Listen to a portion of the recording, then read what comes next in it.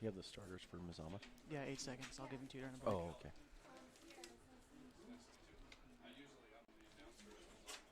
All right, welcome, football fans, to Modoc Field in Klamath Falls. The Abbeys' legendary pizza game of the week on 104.3 and 960 Sports. Online, we've got live video on mybasin.com. I'm Josh Eldridge.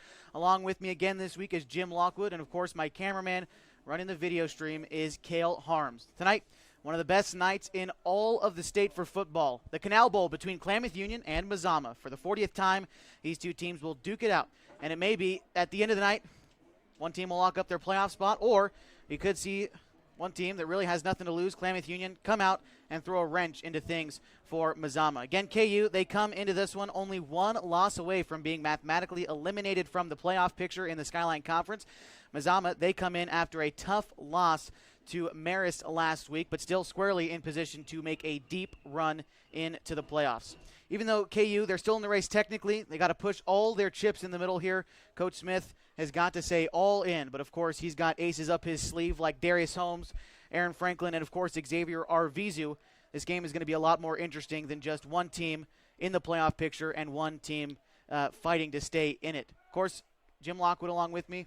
What do you see from these two teams? You were down on the field a little bit earlier. What do you see? Well, Mazama has a lot of experience coming in and played a really tough Marist team, so that loss I don't think hurts them. I think it's going to really end up helping them in the end.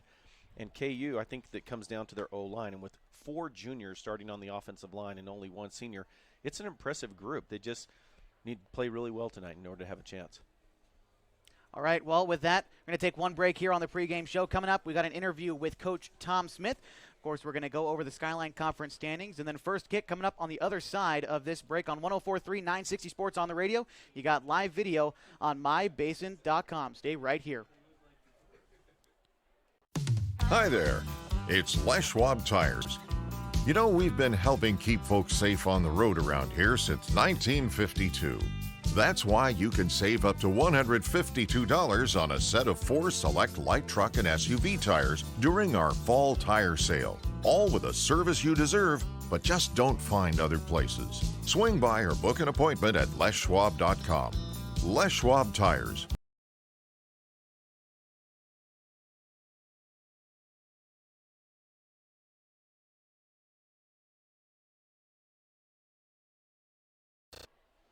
So last week against North Valley, tough loss. I don't really think there's anything negative to say, though. I think you guys played really well. What do you think is a net positive from your team after last week? I think they did a great job of coming out at half with the adjustments we made and started creeping back, and we just kind of fell short. Had a couple calls not go our way,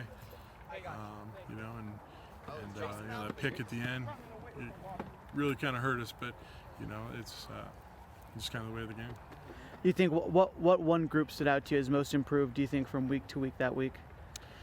I think not just one group. I think as a whole, as a team, we were playing. We had far more success on our plays, less mistakes, and just defensively, we that first half we missed the line for most of the first half and figured it out by second half, and I think that was kind of the difference. Talk about your special teams for a second. You guys aren't generally going for the kick point after attempt. Can you kind of describe why you're doing it that way with the 2-point conversions? Is it something with a lack of kicker maybe? What's the deal with that? I think we just wanted to change something up there, get teams having to work on covering just one more thing. And we see something open, we're going to go for it. And I think we came up short a couple of those times that might have cost us in the points in the long run. So we're just going to clean that up and see if we can do a little bit better. Finally this week, the big rivalry with Mazama. First, before we get into them, what does this rivalry mean to you as a coach going up against those guys? There's a lot of history there. So I've been coaching here since 2000, and there's always been, some back and forth. But, as a coach, I've always respected the coaches that have been there through the years, and, this is no different. Now, finally getting into the team, they got a great running game. How do you plan to stop those guys, and what else do you see from them? For them, you have to put a few more guys in the box and, be a little more aggressive and, get them into a passing game early. All right. Hi there, it's Les Schwab Tires. You know, we've been helping keep folks safe on the road around here since 1952. That's why you can save up to $152 on a set of 4 select light truck and SUV tires during our fall tire sale. All with a service you deserve, but just don't find other places. Swing by or book an appointment at leschwab.com. Les Schwab Tires, doing the right thing since 1952. Wait, all I do is wait. So lonely, I just sigh and moan. Seems like I've been waiting forever, wondering if you're coming home. I just saw your face, I know you're coming home. I swear there is no place that feels as good as home. And then I heard your voice, I know you're coming home. I know you're coming home. This is where unconditional love and immeasurable happiness reside. This is home. Coltwell Banker, where home begins.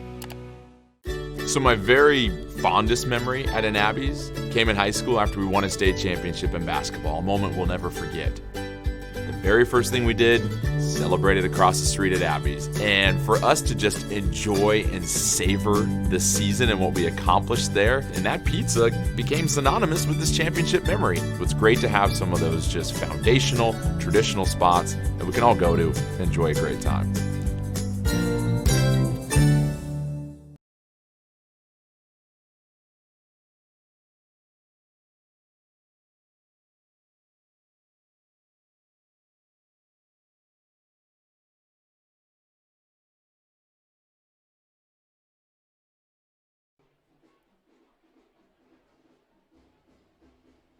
All right, welcome back to Modoc Field, the Abby's legendary pizza game of the week here on 104.3 960 Sports. So we fixed some, I apologize.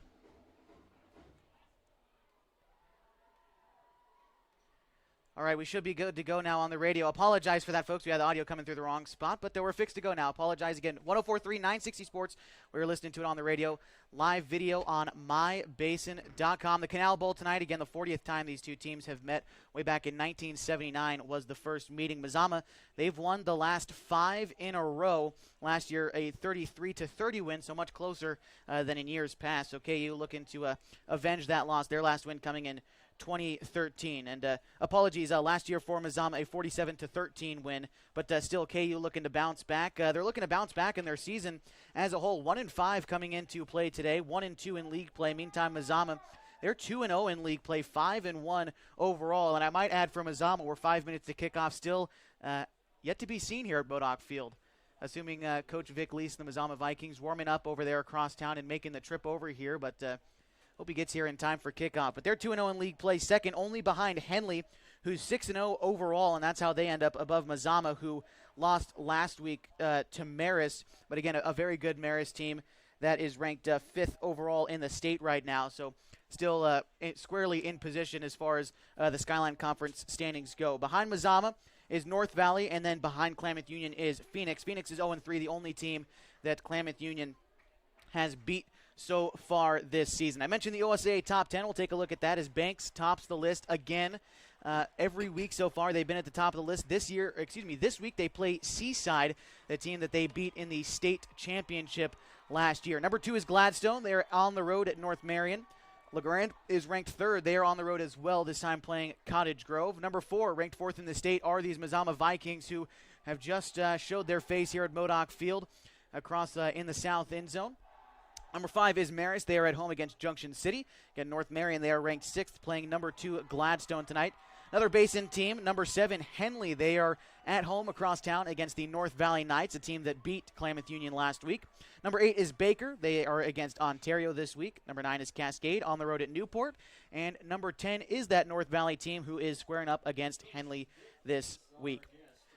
2 spots in the Skyline Conference for playoffs, likely going to be Henley and Mazama, but again, we won't know until the final 2 weeks of the season. Coach, what was it like coming into crunch time for those playoffs? It was really an exciting time for the players. They absolutely just loved it. They're excited to be in front of their crowds and to have another chance to be on the field and play another game of football. It's just a very exciting time, and you know that every game is just going to be a high caliber.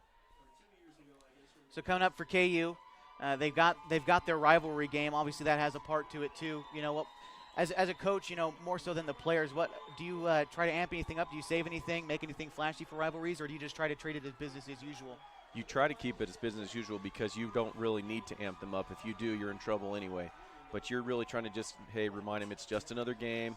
They're going to be pumped up on their own. It'll be very interesting to see what Coach Fullerton has planned to try to stop Darius Holmes and the Pels, and to see if what they're going to do against KU's special teams. Even Phoenix learned that you can control them a little bit early if you control their special teams. So, as well going on in the area, some other Basin teams you might be keeping track of playing football on this Friday night. Of course, you mentioned Henley. They are playing North Valley. As well in the Skyline Conference, Phoenix and McLaughlin, they play on Saturday. Get to look at the teams in the area. Hosanna Christian is playing Chiloquin. That's a local matchup, as well as Bonanza and Triad are facing off. That one's going to be at here tomorrow, I believe, as they're playing at Modoc Field tomorrow. And Lakeview is hosting Coquille as well. As the captains go out, meeting at midfield, captains for KU, as usual, is going to be Xavier Arvizu, Aaron Franklin. You're going to have Zeke Pena. He's a new face out there. And, of course, Darius Holmes as well. From what we understand, the captains for the Mazama Vikings is number 14, the tight end and linebacker, senior Ben Hoagie. You're also going to have number 44 out there for Mazama as well. That's Cadence Baltz. And it looks like you're going to have 14 out there as well. Oh, that's Ben Hoagie again. We've only got two captains listed here on the roster. You might see Isaac Haggerty out there as well, a senior standing 6'4", 235 pounds is going to be out there as well. Take a look at our official crew tonight who's standing out there. Our white cap tonight is Darren Rutledge. Also on the crew tonight in the Canal Bowl is going to be Robert Chavez, Eric Thornton, Robbie Cesena, and Joe Getz, our back judges and line judges, Cesena and Getz tonight. Again, the white cap is Darren Rutledge. Actually, look, white hat, it looks like it's going to be Mr. Chavez. Oh, well, I looks guess like the they information... switched spots. Yeah, they switch spots. KU has been known to receive every time. I believe the only time they haven't received this year was their game against Phoenix, is when they didn't start it out, and they were able to get the win out of that one. Again, a 40-27 win. Their only one of the season so far. It's tough to say what's going on down there. Again, the Canal Bowl first meeting, 1979. Klamath Union dominated the series for a while there. Got close. A lot of these games in the 80s going either way. Mazama's dominated it recently. So Mazama choosing to receive first. They're going to defend the north goal here at Modoc Field. Klamath Union will kick. And that's how we are going to start this Canal Bowl. Take a quick look at our weather before first kick, of course. 45 degrees here at Modoc Field. A chilly night. Likely going to see rain. If we stay out here long enough, rain's supposed to come in around 8, 9 o'clock. Hopefully that doesn't happen. We should get into the 30s as we move closer and deeper into the night. So again, we got the scoreboard up on the Abby's Legendary Pizza Game of the Week. This game is going to be brought to you in part, of course, by Abby's Legendary Pizza.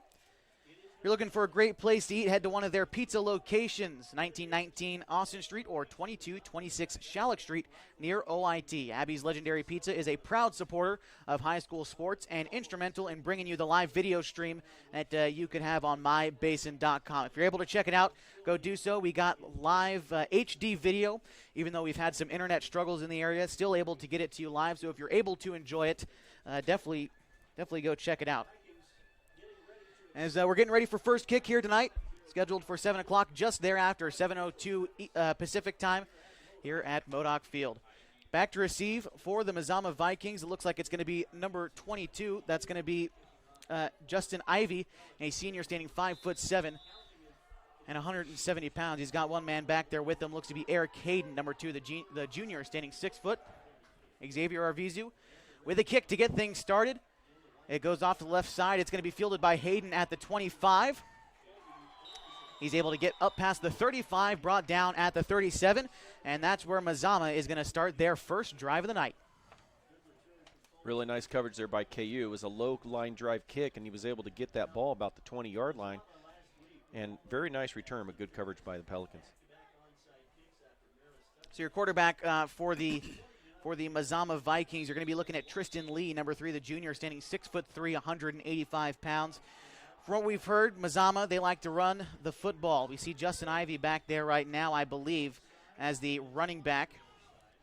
As Lee hands it off and able to truck through, being tripped up at the 50, brought down at the 47. Now driving on the other side of the field on the carry was number 35, Charlie Baker, the senior, standing 6 foot for the Mazama Vikings. As they threw it twice last week. They threw the ball twice last week in Marist. They didn't throw the ball once in the game before when they were back home. So a team that likes to run the football. We're going to see a lot of clock chewed up, so it's going to be up to the KU guys up front really to stop this run game and try to get some stops tonight. Yeah, Mazama's line's not huge, but they are quick and aggressive. 1st and 10 from the 48. Now the Vikings driving downfield. A play-action pass. No, it's a toss, but it gets loose. Diving on it and recovering it, the Klamath Union Pelicans at the 40. Falling on that one for Klamath Union, number 11, Josiah Bunyard, the junior, recovering that one. And that makes things interesting quick as Klamath Union is going to take it up. 1st and 10, mark it at the 40. Now they drive towards the north goal. They're in Mazama territory. And after that first run, Mazama looked like they were going to go down the field no problem. There was just a little bit of a high fastball on the pitch and got away from the running back.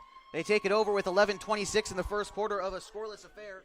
Again, you're listening to the Canal Bowl, the Klamath Union Pelicans and the Mazama Vikings tonight. The Pelicans in their all-red get-up. Mazama wearing all white. They've got the blue stripe down the white pants. As Aaron Franklin, he's going to hand it off to the sweep to Zach Hill. He runs up the far sideline but doesn't get anywhere. In fact, loses 3 yards, brought down at the 43-yard line, still in KU territory. And if you were sitting there watching the defense, they flowed beautifully. They stayed in their picket fence. All 3 levels flowed evenly and stayed home, and there was really nowhere to go. So, again, you're going to see a lot of Aaron Franklin for the Klamath Union Pelicans. Their quarterback, as far as their receiving core, Zach Hill, who just carried it. You're going to see Jameis Dutra, who's out there right now. Darius Holmes, of course, and Xavier Arvizu. And you'll see some of Joan Pena as Holmes goes in motion from the left to the right. He takes the handoff, but he's swallowed up before getting anywhere. No gain on the play. It's going to still be about 2nd and 14 to go, taken from the 43. And Isaac Haggerty, being that 6'4", 235-pound player, is just super fast. And to have that size and strength and quickness, it's going to be a tough matchup, even though KU's O-line averages about 280, which is about 60 pounds more than Mazama's O-line. Coming into the game for Dutra was Bunyard, the guy who recovered the fumble to get us where we are. It's going to be 3rd and long for the Pelicans, about 14 yards to the marker that's set at the 30. Franklin falls back into the pocket. He fires one over the middle. It's caught for a gain of about 4. No first down as Darius Holmes on the reception. It's going to be 4th and 10 for the Pelicans. As Holmes likely going to see him punt the football here, but he's done a pretty good job of that so far this season. Yes, and Endicott and Smith right there did a nice job double teaming against Haggerty and did a nice job giving some good protection. So it's going to be 4th and 11, but the punt team is out. Back to receive for the Mazama Vikings is number 2, Eric Heiden. The kick is up. It doesn't get very far. In fact, it's going to go out of bounds about 12 yards downfield. That's where the Vikings will take it. It looks like from about the 30 where they had started before. And Justin Ivey did a nice job coming off the edge and really got pressure on Darius, and he did a nice job just getting that ball off and keeping his composure. So a 3 and out for Klamath Union to start it. Mazama in their second possession. Last time to start the game, they tossed the ball in the backfield, goes in the books as a fumble. So they get to start fresh as their defense really bailed them out. They're going to take it from the 35, 1st and 10. Driving upfield, they go towards the south goal. That'd be left to right as you would have it. 9:27 left to go in a scoreless game. As again, 1st and 10 for Mazama from the 35. The ball is snapped, falling back into the pocket. Instead, running for it was Tristan Lee. He tried to scramble, and he's brought down for a sack. Maybe a loss of 1 on the play. And I was surprised they didn't go back to their fullback. He was picked up about 20 yards on the first carry.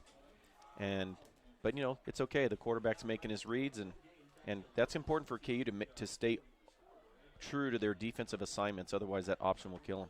Tristan Lee standing 6'3". He can see over that line. He's a tall kid. We might see him sling the ball a little bit, but so far we haven't seen it yet. A lot of running game coming out from Mazama. As that's what they do this time. It's going to be a counter fake handoff play cutting up to the far sideline, but unable to get there was number 23, Peyton Wright, on the play as he is swallowed up in the backfield again. It's going to be 10 for the Vikings. Fantastic job by Connor Terpesky staying home against that counter Sally play, and he was right there. Good job by him. Third and call at 9. They take it from the 36-yard line. Still have yet to cross midfield on this drive. It's their second of the game as Lee goes under center. We've only seen him take it in the gun once so far. He drops back into the pocket.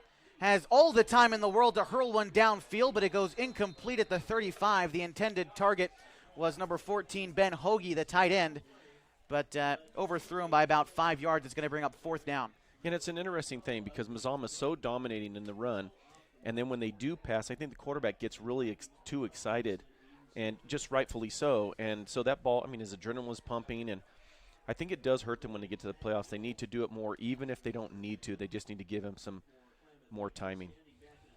Punt comes out for the Mazama Vikings. Back to field it was Zach Hill, but it's going to bounce out of bounds at the KU 25, maybe the 27, as that's where the Pelicans will take over, as this is the fourth possession of the game combined for two teams, and we still have 8 minutes to go in the fourth quarter. As I guess I should eat my words, as I thought we were going to be seeing a lot of running from Mazama, eating the clock, and that's a 3-and-out for him. Well, that was dictated by KU's good defense on first through second down, and on that pass play, they were open. They ran a nice little crossing route. 8:12 to go in a scoreless game, the Canal Bowl between the Vikings and the Pelicans. First and 10, they're going to take it from the 28, driving towards the north. That's right to left as you would have it.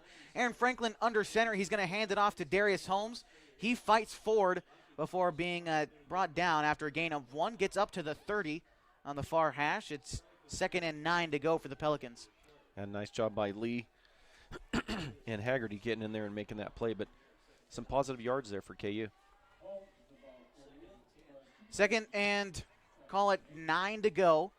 7:47 left to go in the first quarter of a scoreless game. The anticipated game of the year for both teams, as it's make or break for the Pelicans here in this one. But still in the first quarter, 2nd and 9. Aaron Franklin under center. 2 men behind him. It's Arvizu and Holmes, as Holmes is going to fake the handoff. Aaron Franklin has to roll out of the pocket before being brought down. He tosses it short to Darius Holmes, who brings it back to the original line of scrimmage. It's going to be 3rd down for the Pelicans. A nice play by Franklin, though. It was. He stayed composed there and did a nice job getting that ball off because Connor Wynn was all over him, and that was fantastic. The result wasn't huge, but it was much better than a 10-yard loss on the sack. Right now, Mazama's loading up the defensive front, and they're saying, hey, you're going to try to pass on us? We're going to pressure you. Good job by Coach Fullerton. 7:25 to go in a scoreless game. First quarter, Mazama and KU in the Canal Bowl. As there was a flag on the play, it's brought back about 10 yards. So it's going to be 2nd and about 20 to go. Now KU is going to take it from the 17 or so yard line, it looks like. The first down marker set at the 39, so quite a ways to go. And I don't think KU minds the long yardage. I think they prefer having the extra down, to be honest with you. And they can break off the big play just like we've seen all year. As that one's going to be tossed out to Joan Pena. He gets through one defender, but then gets brought down by about 3 or 4 more at the 15. A loss of 1 on the play brings up 3rd down for the Pelicans. Yeah, the senior Ben Hoagie, fantastic job. Scraped over, squared up, and made a really nice stop on the play. Clock continues to run, hitting the 7-minute mark. It's 3rd and very long for the Klamath Union Pelicans, about 20 yards to the first down. And likely they're going to punt the ball here. I don't see them trying anything else when they're this deep into their own territory, but no one back to receive for Mazama.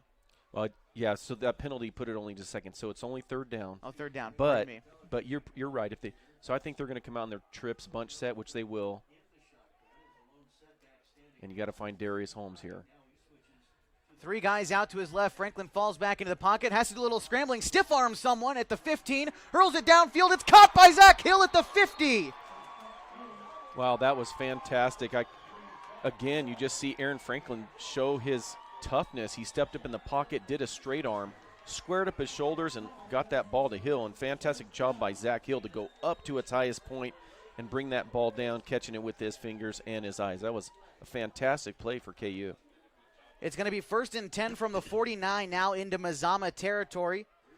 as that's the first down of the night for either team goes to KU as Aaron Franklin goes back under center, hands it off to his fullback, Aaron Franklin. Oh, no, it's a keeper. Again, Franklin with the read option, a gain of 5 on the play. As he cuts to the outside, bouncing around, it's going to be second and about 5 to go for the Pelicans. Great job again. You got Arvizo going up middle. Franklin rides it and looks like he has the ball. And again, it comes back to Arvizo again, doing the intangible. He doesn't have the ball, but it looks like he does. The defense swarms to him, and Franklin's able to turn up for a nice gain. And that's the kind of stuff that doesn't end up in the scorebook. Second and 5 to go for the Pelicans.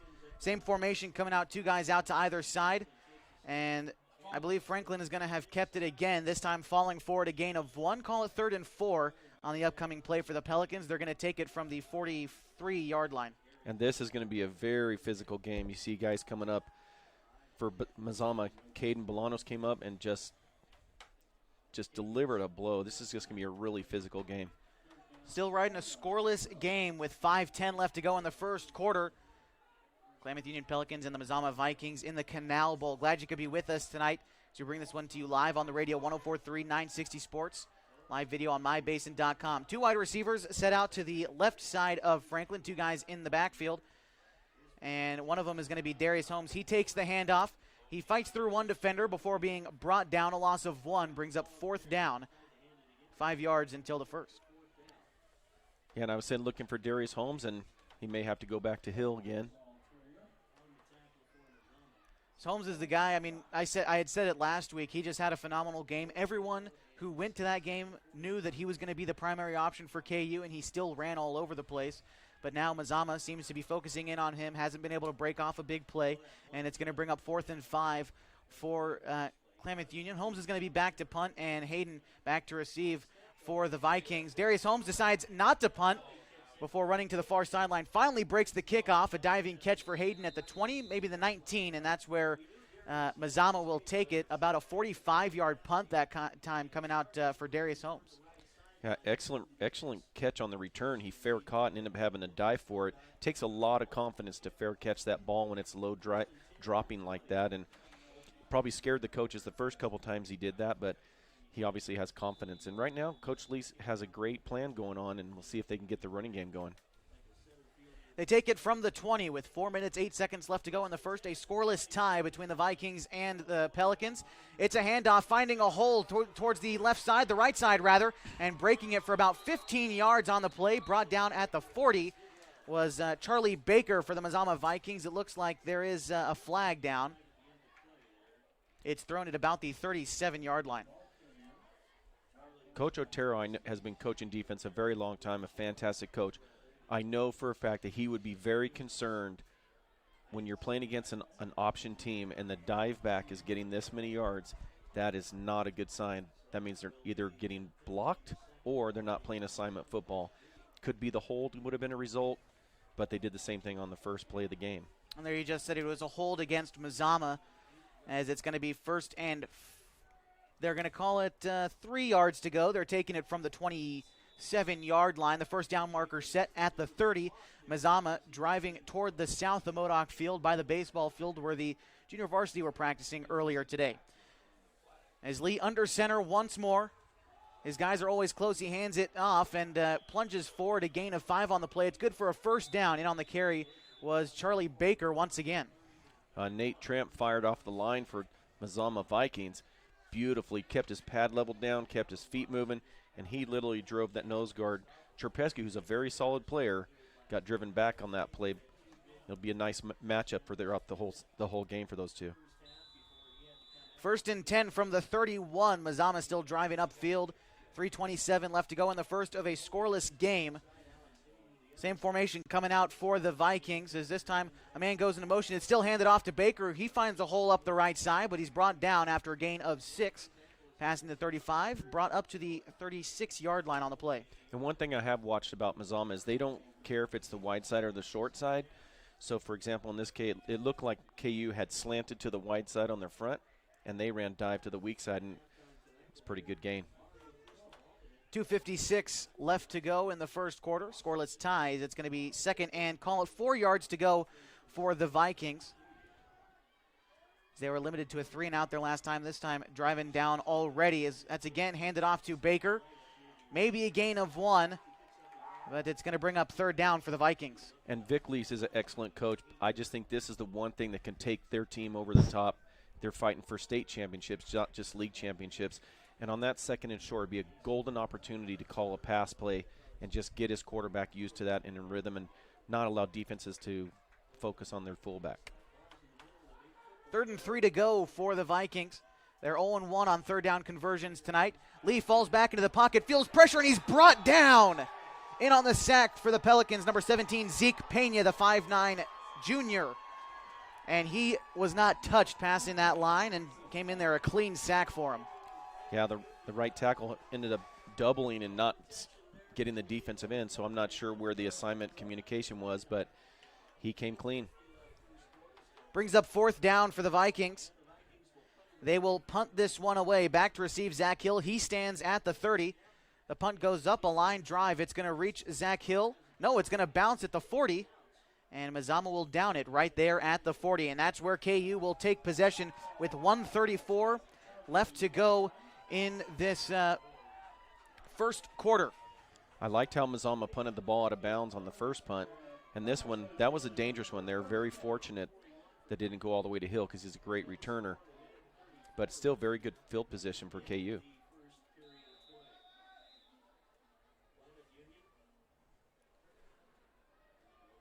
So 1st and 10 for the Pelicans from their own 40.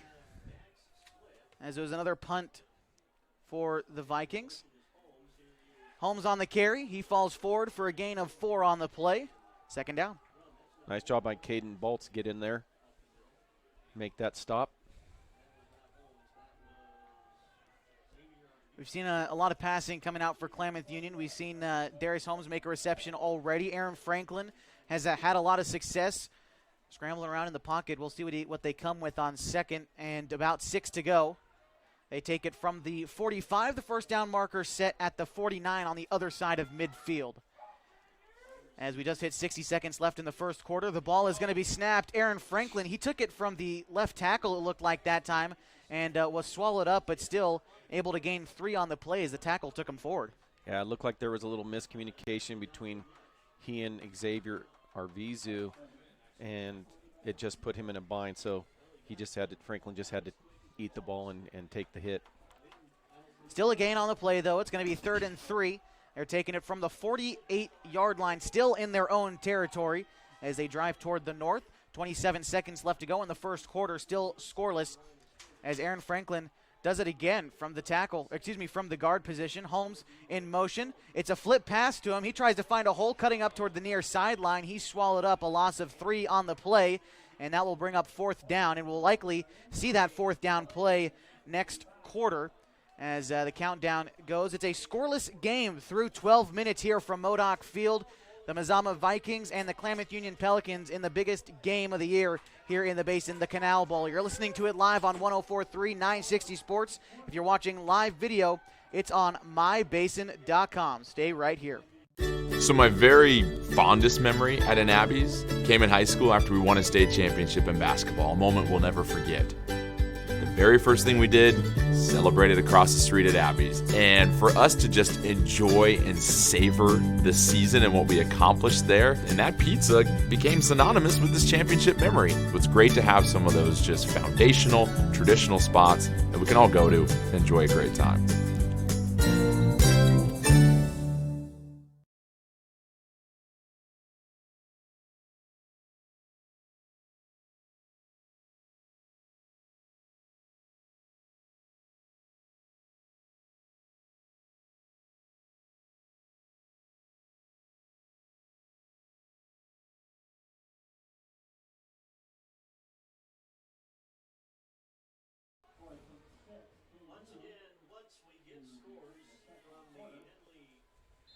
Into the second quarter here from Modoc Field. A scoreless tie as we played 12 minutes already. It's a 4th down for Klamath Union. Darius Holmes was going to punt, and he gets it off. It's going to fly way out of bounds. Going to have to see where they mark it. But a scoreless tie after 1. Both teams held the ball 3 times. Klamath Union just gave it away for their 3rd possession, and Mazama will take over as we start our second 12 minutes of play. Yeah, good job by Coach Lease and whoever's in charge of his special teams. They know that Darius is going to do that fake right, read it, and then it's an option. It's like a RPO for the punt, and they're putting a lot of pressure on him. That time it was Caden Bolanos did a nice job of containing him and pressuring him. Bolanos, another one of those guys on these teams that play multiple sports. A real athletic kid, plays baseball, a second baseman, and he's definitely got some quick feet on him. As it's 11:52 when the Mazama Vikings take over. They take it from the 49 as they are the first team to get into their opponent's territory tonight. They drive towards the north. That's right to left as you would have it. Baker takes the handoff. He falls forward, a gain of 4 on the play. And Baker has been carrying the football quite a bit tonight. He's a big one, standing 6 foot and 220-plus pounds. Yeah, nice size senior, and he does a nice job of attacking one A gap, but then bending it back when he gets past first level. So he's definitely looking for daylight. One thing to mention coming out of that first quarter, only one first down recorded between the two teams, and it was for Klamath Union on a pass play. So we'll see what Mazama can do here. As it's 2nd and about 7 to go. Baker takes the handoff again, and he's brought down. Another gain of about 3 on the play. It brings up 3rd down and about 3 to go. Nice job by Jameis Dutra taking on the 220-pounder, being only a 5'10", 160-pounder. But, in high school, there's a lot of guys that equalize it with their velocity and their technique. And normally I'd say you'd take those 3-yard gains just about every time, but so far it hasn't really worked out for either team. And at one point, do you try to maybe throw the ball over the top when you got such a tall quarterback like Lee? I know you had touched on maybe trying to do that. What do you think on this 3rd down? I think they'll still run it again because he's probably going to go for it on 4th down. It'll be interesting to see what he does here. Lee, the 6'3" quarterback under center. Baker behind him. And it's a keeper for Lee. He cuts up to the 40. He's brought down after a gain of 3, I think just short of the first down marker. He might be about 2 feet short. It brings up 4th down for the Vikings. They're 0 for 4 on 3rd down conversions tonight after that one. I'd say KU needs to watch the ball here. They may go for some kind of a freeze call. Nice job by Arvizu scraping over and making that tackle. 4th and about 2 feet to go. They're going to snap it at the 40. The first down marker set just inside the 41-yard line. Likely to see them go for it here as the offense stays out there. The first 4th down conversion attempt for either team. We'll see what Mazama has up their sleeve. They're going to hand it to Baker. He gets the first down, a gain of about 3. Brought down at the 42. It's a first down. And a nice job by Mazama bringing in Chris Heath and him getting the job done and leading on some of these plays. 5th play of the drive coming up for the Vikings. It's 1st and 10 from, the 37-yard line. 9:48 and counting in a scoreless ball game. We're in the 2nd quarter of the Canal Bowl here at Modoc Field. And a timeout is going to be called. And it's going to be called by Mazama. So that's their first timeout of this half. They've got 2 more remaining. This game on 104.3 960 Sports brought to you in part by Les Schwab Tires. They've been helping keep folks safe on the road around here since 1952. Right now, you can save on select light truck and SUV tires during their fall tire sale. Home of the best tire value promise is Les Schwab Tires. And right now you have Mazama used to wearing teams down a little bit when they start getting into the 2nd quarter, but they lost that possession with the turnover early in that. Was it the first possession? They lost basically a possession there, and so KU looks rested and ready to go. So they keep playing sound. It's just going to be another great quarter. Mazama, of course, last week losing to Marist 55-21. But besides that, you mentioned wearing teams down. Their first week they won 40-0. In week 4 they won 45-0, and then against North Valley in week 5 they won 42-0. They Their closest margin of victory was of 2 over Cascade in the 2nd game of the season, but so far have been pretty confident against everyone they've faced. 1st and 10 from the 37. Mazama driving downfield. They've got a man in motion, but Lee's going to fall back into the pocket. Tosses it down midfield. He's got a man open, but it falls incomplete. Breaking up the pass was Joan Pena at the 5-yard line. A great play there. Great coverage for the Pelicans. Absolutely loved the call by Coach Lease. Great design. He was well protected, was able to step up, and good defense there by Pena. Also, a very good pass. I would have liked to have seen the receiver go up a little bit instead of waiting for it, expecting it to drop in.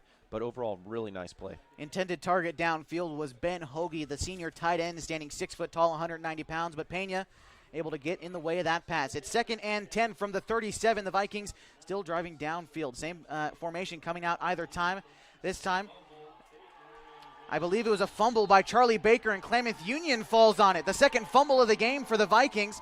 Falling on that one, I believe, again, was number 11 for the Pelicans. That's Josiah Bunyard, his second fumble recovery of the night. Yeah, that's impressive. That's the one thing that will equalize no matter how good you are. Turnovers. Mazama started to get a nice drive, in good field position, went for it on first down, and then fumbled. So that's KU's in business. Klamath Union takes over. 1st and 10 from the 34 is where they start this possession with 9:32 left to go. It's going to be handed off to Darius Holmes. He fights, struggling, a gain of 1 on the play. 2nd down. Nice safe call there by KU, but smart to try to get something, see what their defense is giving them. Mazama's defense is very sound. You can watch them. They're in good fit position. They're all playing their gap responsibilities, and you're going to have to do something athletically to beat them. It's not going to be a missed assignment. 9 minutes left to go in a scoreless ball game between the Mazama Vikings and the Klamath Union Pelicans. The Canal Bowl, the 40th time these two teams have met. Mazama has taken the past 5, but KU looking to make a case for a W tonight. Still in the second quarter. It's going to be 2nd and 8 for him, as it's a reverse. Darius Holmes is going to take it. He's cutting up the far sideline. He breaks through one defender. He's brought down after no gain on the play, maybe 1 yard. It's tough to tell, but it's going to bring up 3rd down regardless. Yeah, I like the call. I like the call. It makes them stay honest because their pursuit is fantastic. But I can guarantee you, if Holmes is on the left side, the guy on the right side on this sound defense is sitting there going, he's away from me. I'm staying home for reverse. Dutra checks in for Zach Hill on the Pelican offense. Brings up 3rd and 9, as I guess it was a loss for Darius Holmes on the last play. He's been kept quiet so far, but still only in the second quarter. Still room for a great player, too, as he's got one guy out to his left, 3 to his right, as Aaron Franklin in the backfield drops back into the pocket. He chucks it short to Darius Holmes, but he's swallowed up right as he catches it. In on the tackle for the Mazama Vikings, number 2, Justin Ivey, the senior, swallowing that one up, reading it perfectly. It brings up 4th down. And Trevin Daniels playing that cover 2 read. He goes with the number 1 receiver, and then he's just looking to see who's coming out to his zone, and does a great job getting off his man and making the play. It's a really dangerous pass. For KU, this is their 3rd 3-and-out of the night, as Holmes is going to be back to punt, back to receive for Mazama. He's standing at about the 32. It's going to be Eric Heiden once again. As no, it's Arvizu to punt, and that one does get some air onto it. And it's touched, and it goes out of bounds at, call it the 33-yard line. And that's where Mazama will take it. Yeah, another aggressive play by Colby Anderson as the punt returner. And he's playing smart. He doesn't want it to roll, wants to give his team field position. But as the weather changes, he's going to have to be just a little bit more conservative. 1st and 10 for Mazama, 7:49 left to go in the second quarter. A scoreless ball game between the Vikings and the Pelicans. As it's been an exciting defensive affair so far, something I definitely did not expect coming into this one. But KU saw something in film they've been able to execute so far, and as well as the Mazama defense. Both teams struggling to get first downs, only 2 apiece between them. 1 apiece for each team. As, again, 1st and 10 for the Vikings, the offense ready to go. Tristan Lee under center, the big 6'3" quarterback. He's got a man in motion, and he's going to take the toss. It's Justin Ivey. He gets chased down by 3 or 4 guys, brought down in the backfield. Xavier Arvizu in on the tackle, Bunyard in on the tackle as well, as it's a loss of about 3 on the play. And you're not going to get outside of Darius Holmes. He does go to the wide side. So Mazama's willingness to run to the weak side, I think, will be a factor today, because trying to run outside of Darius Holmes is a really tough task.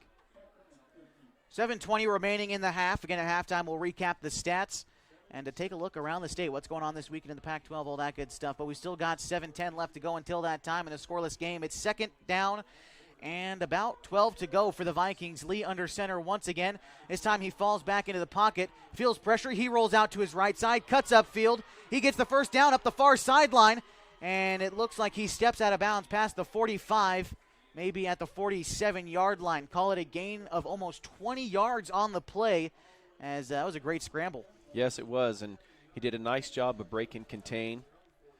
Darius Holmes had actually come out for a play, and he breaks contain and gets a fantastic run. And it's another sign of intelligence. He ran out of bounds, save himself for another play. And as the quarterback position, he really needs to do that. And he is the backup quarterback for these Vikings. Nate Beck, the senior, started, and he was hurt out, I believe it was last week with a collarbone injury. So Lee, the backup, making these good decisions. As that one's going to be a handoff, a gain of about 4 for the Vikings. It looked like Baker in on the carry once again. Second down for the Vikings. Yeah, and having a 6'3", 185-pound quarterback that can run like that, it's one of those things. Do you want Nick Foles to come in? Well, sometimes you do. Yeah. Second down and 5 to go. They take it from the 49, now driving downfield towards the north, towards the Canal here in the Canal Bowl on the other side of the end zone. 6:06 left to go in the second quarter, as that one is going to be handed off again, I believe. A loss of 3, though, on the play. Darius Holmes bringing him down at the 46-yard line. Yeah, KU is very disciplined. They're running that crisscross counter, and they stayed home, and they're doing a great job and getting a little bit of safety help, which is nice. It's going to be third and call it 8 to go. The Mazama Vikings now take it from the 49, rather. The first down marker set at the 44 on the other side of the field. See if they come back to that crossing route pattern that was open. And they've had success with that, getting guys open, just yet to complete the pass. As Lee does fall back into the pocket, feeling pressure. He rolls out to his left. He unleashes it downfield, and it's tipped by Dutra. Almost had the interception at the 15-yard line, but it will fall incomplete. The intended target downfield for the Vikings was, I believe, Hoagie again. No, excuse me. It was Justin Ivey. Yeah, and Ivey had a step on the defender. The quarterback did such a great job rolling to his left, getting outside the contain, and he had an open receiver. He just tried to make a perfect pass. Instead of throwing the ball a little over and letting his athlete go get it, he allowed KU's athlete to get up and make a tip on the ball. So the punt for Mazama coming out. Zach Hill back to receive. He's going to field it at the 20. He cuts to the far sideline, making a few moves before being brought down at the 22-yard line, maybe the 21, and that's where KU will take over on their 5th possession of the night. Nice kick there by Aiden Smith, and Hill's dangerous. He was looking for a crease there. They take over with 5:05 left to go in the second quarter. Again, at halftime, stay with us. We're going to recap the stats as we have them, as well as take a look around the state, give you scores as we can. And to look forward to another half of football. This one's been great so far. We're 17 minutes into it, and we are still without a score. 1st and 10 for the Pelicans. They take it from the 31 in their own territory. They drive south, and it looks like it was a handoff to Arvizu. He cuts out to the outside, a gain of 5 on the play. Excuse me, that was Holmes on the carry. Yeah, great job by the O-line, staying on their blocks, allowing him to turn his feet for 5 yards. That was fantastic. And this is a really gut check time here for Mazama. They have sound defense, but they've been out there quite a bit with the turnovers. The thing you notice about Darius is he'll take the handoff. He'll bounce around back there in the backfield. He'll wait for a hole to open, easy to lose track of for defenders back there. Yes, he accelerates through the hole very well. 2nd and 4, taking it from the far side. They're at the 37-yard line. Franklin throws a pass over the middle, and Dutra is hit before he's able to catch the ball. Likely going to see pass interference on that one, as he was wrapped up before the ball got to his hands. Yeah, Alex Heiden read it beautifully, but he got there a little bit early. So good intentions. So that'll bring the ball forward 15 yards. It'll be a first down for the Pelicans. That's only their 2nd first down of the night, as that brings it to 2 apiece between these two Basin teams. The Canal Bowl tonight, as a stadium, as we heard downstairs right under us in the press box, is pretty packed. And if you're on the live video feed, you can sort of see it across the way, as those bleachers are packed. And not a lot of penalties so far, which is great. First and 10 from the 48. Mazama now in their own territory. Darius Holmes found a hole but was hit hard by a linebacker. They're going to call it a gain of 2 on the play. Yeah, both inside linebackers were able to scrape and make the play. Caden Baltz finishing him up with a strong hit. Again, I apologize if you're watching the live video stream on mybasin.com. Having a little bit of stoppage occasionally. If you're able to stick with us. Again, everyone in the area having internet problems, and we're definitely not immune. So stick with us there. Second and about 7 to go for the Pelicans. 2 wide receivers set out to either side of Franklin, and he's got one man back there in the backfield with him. Aaron Franklin runs up into the pocket, throws it downfield to Dutra, just through his hands, incomplete at the 15. As Dutra definitely had a jump on his defender, but Aaron Franklin just overthrew it, and he's visually frustrated out there, but can't let that get to you too much. At least it falls incomplete, brings up third down. Yeah, and I think you just know he missed an opportunity, but the pass was really good. Just not enough air. He's used to a little bit quicker receiver, with Darius Holmes and Hill, but it was still a nice play by KU. Third down, about 8 yards to go. 3:35 left to go in the first half. Again, we're still scoreless. KU coming out with the same formation, though now Arvizu back there with Franklin, and he's going to put Macias in motion, cutting across the field. Franklin in the pocket, feels pressure. He cuts up. He's going to keep it himself. He's got a hole. He's up past the the 35, past the 30, brought down before reaching the 25. A gain of 17 yards on the play for Aaron Franklin. A first down for the Pelicans. A great job on the keeper. Yeah, and Mazama was in a sound front there, did a nice job, and Hoagie actually got a little confused and looked a little disoriented a little bit on that play. Not his normal fast self. He looked a little slow on that play, so we'll keep an eye on him. That brings KU to 2-5 on third down conversions on the night. It's a 1st and 10 from the 26 as they still drive south. Now in their own territory, Mazama territory. It's going to be handed off to Xavier Arvizu. They might have gotten a yard on the play, but not very much. It's going to bring up second down for the Pelicans. Yeah, Hoagie and Baltz were in there, but Hegarty ended up going low and making the tackle. Nice job by him. 2:50 left to go in the first half. Again, still scoreless, the Vikings and the Pelicans. A lot of punts between these two teams. Again, we'll recap the stats for you at halftime, but still about 2.5 minutes away. Second down for the Pelicans as they come out. 2 wide receivers off to the right side of Franklin. He's got 2 guys in the backfield and 1 guy close to his left, about 3 feet away from the tackle. As Franklin is going to hand it off to Holmes. He gets swallowed up in the backfield. Tackle for loss coming out for Mazama. In on it was Caden Baltz. Yeah, Cadence Baltz they haven't blitzed very much, but he timed it really well through the A gap and went low and made a nice sure tackle. Good job by Cadence. Third down and 10 for Klamath Union. They're going to take it from the 26-yard line in Mazama territory. They've got a chance to try to put some points on the board before halftime as we cross the 2-minute mark until our break tonight. As again, third down and 10.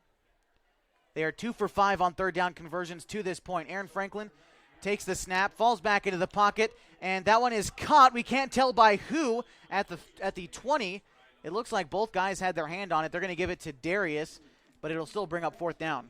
Yeah, he actually threw into double coverage, but he did split him, and Tristan Lee was right there. We really couldn't tell who had the ball, but nice job threading the needle there. Fourth down, 5 to go for the Pelicans. It looks like they're keeping the offensive set out there. They've yet to try a fourth down conversion, and we'll see what they come out with here as Franklin has aired it out a bit. He's got 2 wide receivers set out to either side of him. Of course, Arvizu in the backfield. Franklin takes the snap. He rolls out to his left, sheds off one defender. He dumps it over Darius Holmes' head, but it falls incomplete right where the first down marker was at the 17-yard line. It'll be a turnover on downs with 1:07 left to go in the first half. Yeah, heads-up play there by Franklin because Cade Wynn was bearing down on his neck and was going to drop him, and he did a little shuffle pass. It was a nice little over-the-head pass there. It was an excellent effort and safe pass because it was away from the defender. First and 10 at the 26 for Mazama. As this is the deepest into their own territory they've taken it so far tonight. They've only got 67 seconds to drive it downfield in their 6th possession of the night. Again, first and 10. They take it after the turnover on downs for the Pelicans. A scoreless game through 23 minutes as we've still got an entire second half of this defensive affair. Be interesting to see how Mazama uses their timeouts here. And it's going to be handed off to Baker. He cuts upfield, a first down gain of 11. He gets up to the 35-yard line, first down Mazama. And nice job Arvizu pursuing, and Zane Maldonado coming up and helping make the play there. Coming over from the corner spot's a tough job. Third first down of the night for the Vikings. They take it from their own 35-yard line now. First down marker set at the 45 as a flag is thrown as the ball is snapped. Might be a timeout. I didn't see a flag thrown, but the play is stopped regardless. Yeah, Mazama doing a nice job trying to hurry up. And I'm sure the officials were set, so they're... An official timeout, it seems, is... It's going to be first and 10 still for the Vikings as Lee goes to the sideline to his coach Vic Lees to find a play. With 44 seconds left to go, the clock still running here in the second quarter. A scoreless game as Lee gives his call to his team. He's under center. He hands it off. No gain on the play. Count still continues to go. 27 seconds left to go in this second quarter. Likely going to see just one more play, maybe two if Mazama can be quick about it. They still have 2 timeouts left to go in this half. Yeah, it doesn't look like they're real interested in running plays because they lost a little bit in the transition before the last play. They got 10 seconds to run a play. It's going to be second and still about 10 to go. Likely going to be the last play of this half. Lee under center. It's going to be a handoff up the middle. That will bring us to halftime as Charles got 6 yards on the carry. Still scoreless. What a game we've seen so far. Defense for both teams has stood up tall in this Canal Bowl, and I can confidently say I did not expect a defensive game coming out in this one. A scoreless tie on 104.3 960 Sports. If you're watching live video, it's on mybasin.com. Stay with us. The halftime show coming up next. Hi there, it's Les Schwab Tires. You know, we've been helping keep folks safe on the road around here since 1952. That's why you can save up to $152 on a set of 4 select light truck and SUV tires during our fall tire sale. All with a service you deserve, but just don't find other places. Swing by or book an appointment at leschwab.com. Les Schwab Tires, doing the right thing since 1952. Wait,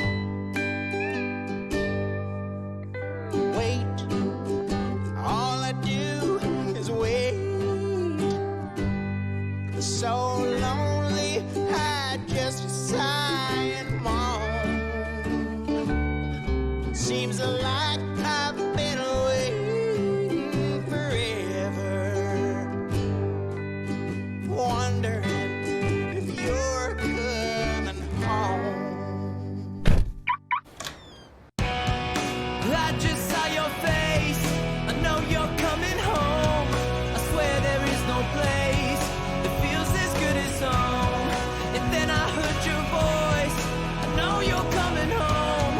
I know you're coming home. This is where unconditional love and immeasurable happiness reside. This is home. Coldwell Banker, where home begins. So my very fondest memory at an Abby's came in high school after we won a state championship in basketball, a moment we'll never forget. The very first thing we did, celebrated across the street at Abby's. And for us to just enjoy and savor the season and what we accomplished there, and that pizza became synonymous with this championship memory. It's great to have some of those just foundational, traditional spots that we can all go to and enjoy a great time.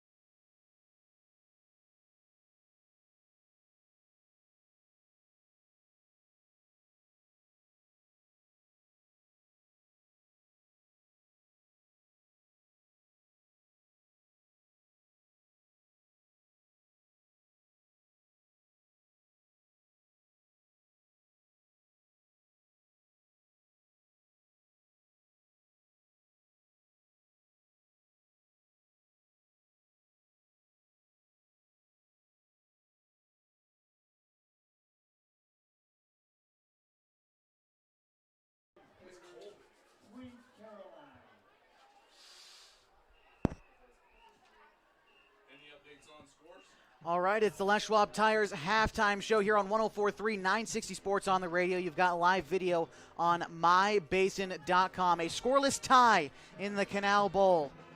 0-0 between these two teams, Mazama and Klamath Union. The number that stands out to me, 7 punts between these two squads. Unbelievable. One thing I can definitely say I did not see coming was a defensive affair. I thought guys like Holmes and Franklin might see something in the Mazama defense. That is not the case. Mazama has done their homework, and KU has done just as much through 24 minutes in this game. Again, 7 punts between these two teams. Don't have a lot of scoring to break down, clearly, but 3 first downs apiece between these two teams, so they're able to get a couple drives going. The longest drive for either team lasting 7 plays. It was KU back in the first quarter, but even then, that drive ending in our 3rd punt of the game. Mazama has turned the ball over twice, 2 fumbles, both from quarterback Tristan Lee, who is replacing Nate Beck again for the Mazama Vikings this week. So a couple turnovers from Mazama, a couple lucky breaks for KU. Their defense, their secondary has been otherworldly this week. Jameis Dutra has done very, very well guarding the big tight end for Mazama. That's number 22, that's Ben Hoagie, rather. Number 14, the senior tight end, standing 6'90".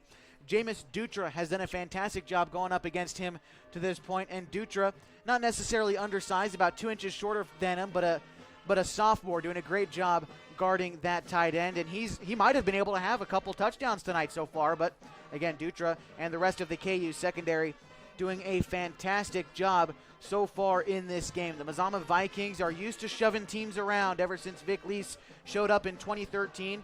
51-15 as an overall record for the head coach and athletic director of the Mazama Vikings, Coach Vic Lease, who I want to extend a quick thank you to for meeting with me earlier this week. But they are used to beating teams up even this year even.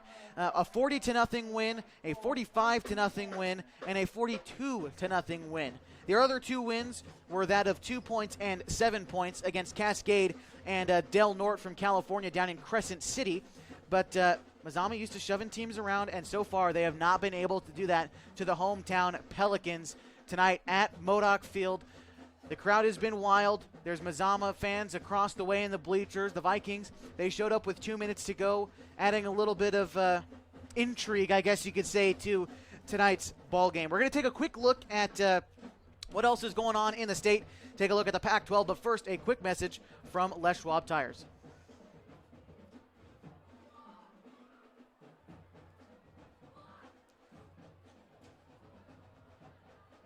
Les Schwab Tires, they've been keeping folks safe on the road around here since 1952. Home of the best tire value promise is Les Schwab Tires.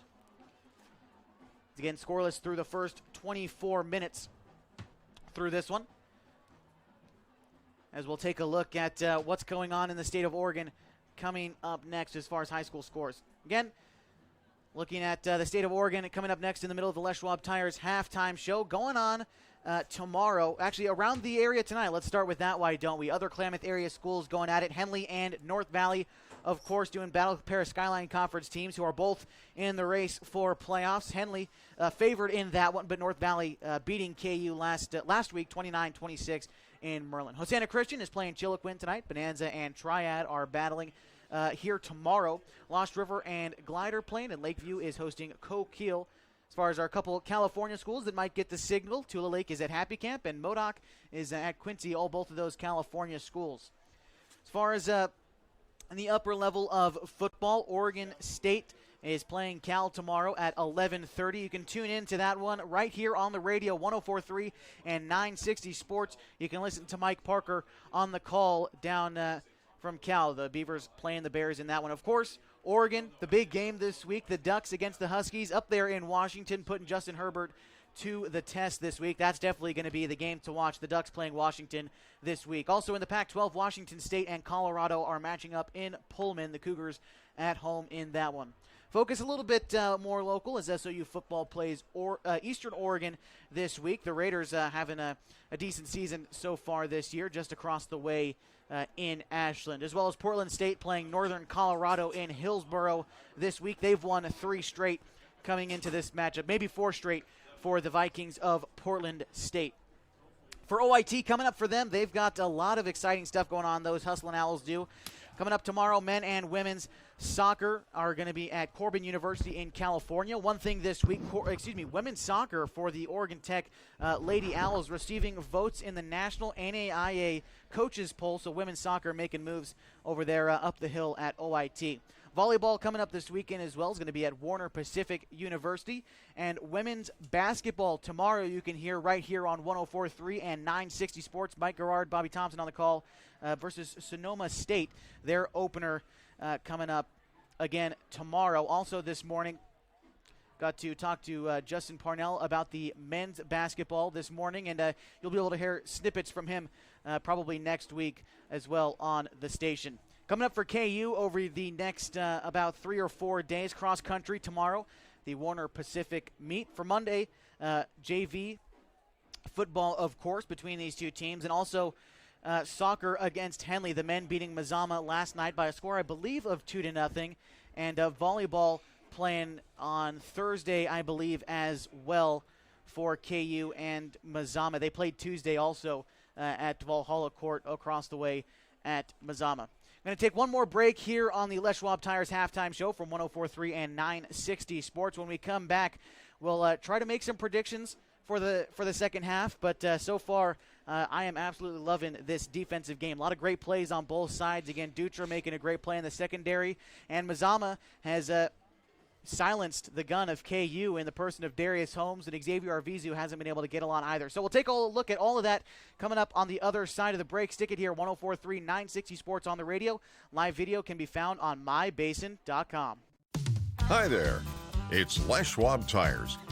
You know, we've been helping keep folks safe on the road around here since 1952. That's why you can save up to $152 on a set of 4 select light truck and SUV tires during our fall tire sale. All with a service you deserve, but just don't find other places. Swing by or book an appointment at leschwab.com. Les Schwab Tires, doing the right thing since 1952.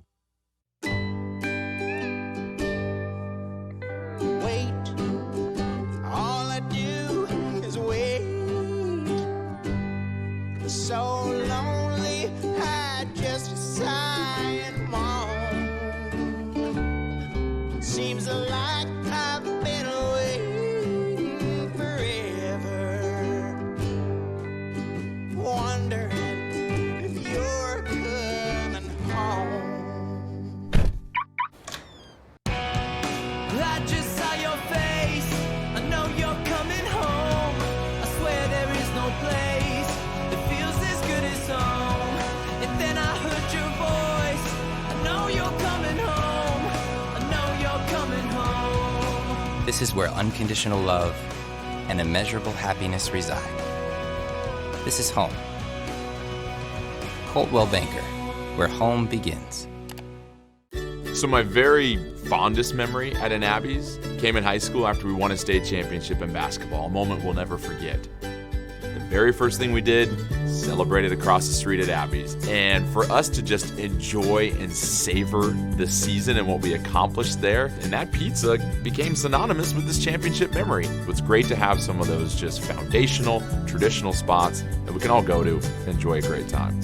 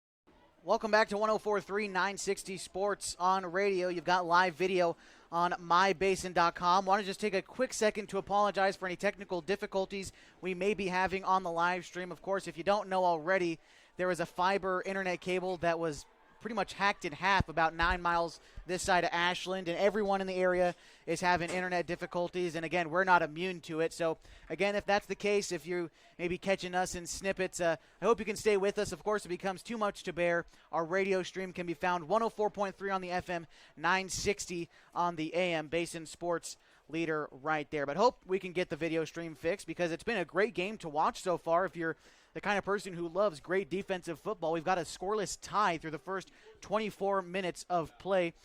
Josh Eldridge here, along with Jim Lockwood, my cameraman tonight.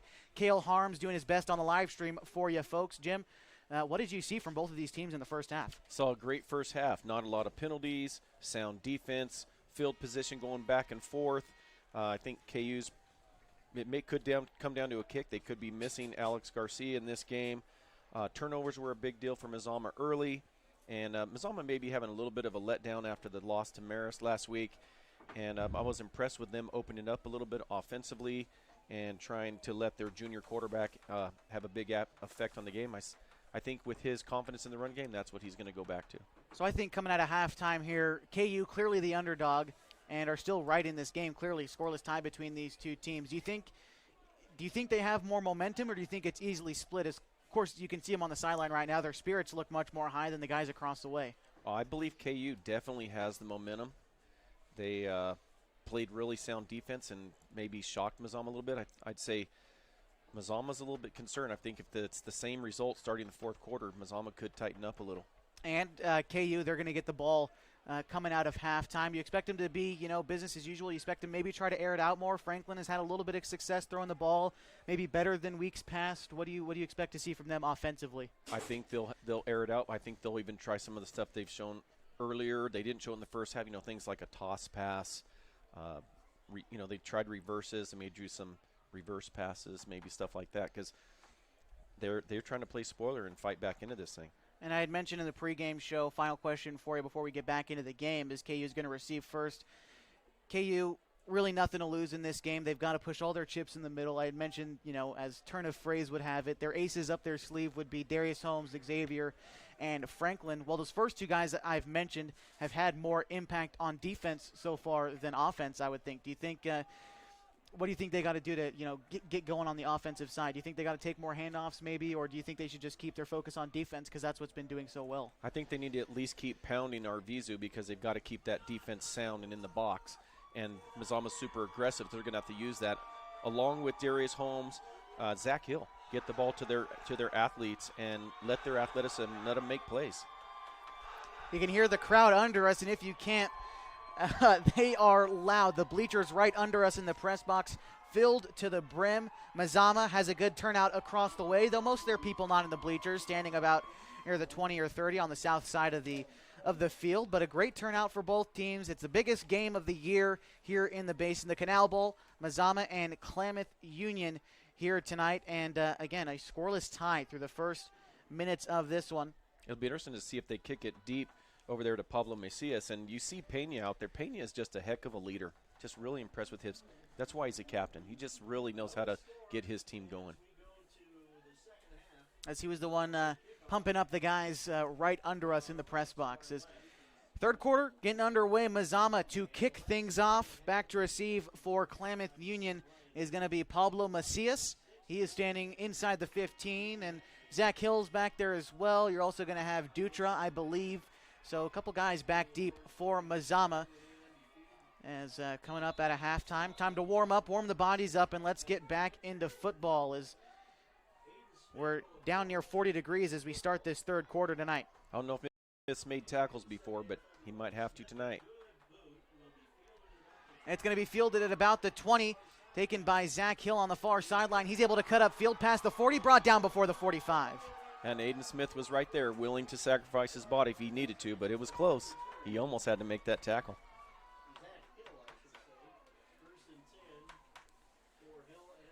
So Klamath Union going to take it at the 44-yard line. You can see how much yardage that Hill can cover when he gets that ball in his hands.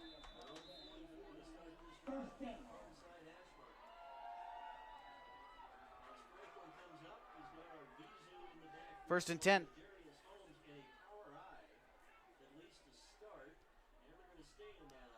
11:53 as it's going to be handed off to Darius Holmes. He cuts out to the outside before being brought down. A loss of, call it 2 on the play. It'll bring up second down for the Pelicans. Yeah, and it's nice to see KU come out and trying to smash mouth and challenge. But you had Cade Wynn right there. He was up for the challenge and just stuffed the middle along with number 44, Cadence Baltz.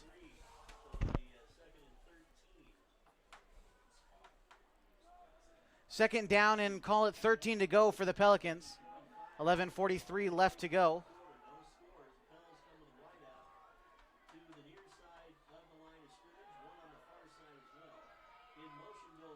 Holmes goes into motion. He takes the flip, gets up to maybe the 43-yard line, and it's going to be a third down.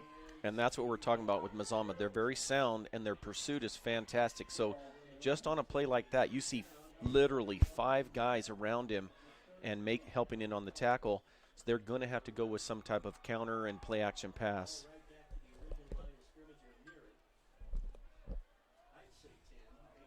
$11:02 left to go in the third quarter. Still scoreless. 3rd and 10 to go for the Klamath Union Pelicans. As Franklin, he's going to have to roll out to his left in the pocket, feels pressure, dumps it close to Holmes. He catches it at the original line of scrimmage, brought down, and it's going to be 4th for the Pelicans. Yeah, and Coach Fullerton is saying, hey, we're going to play sound, but we're going to actually blitz again.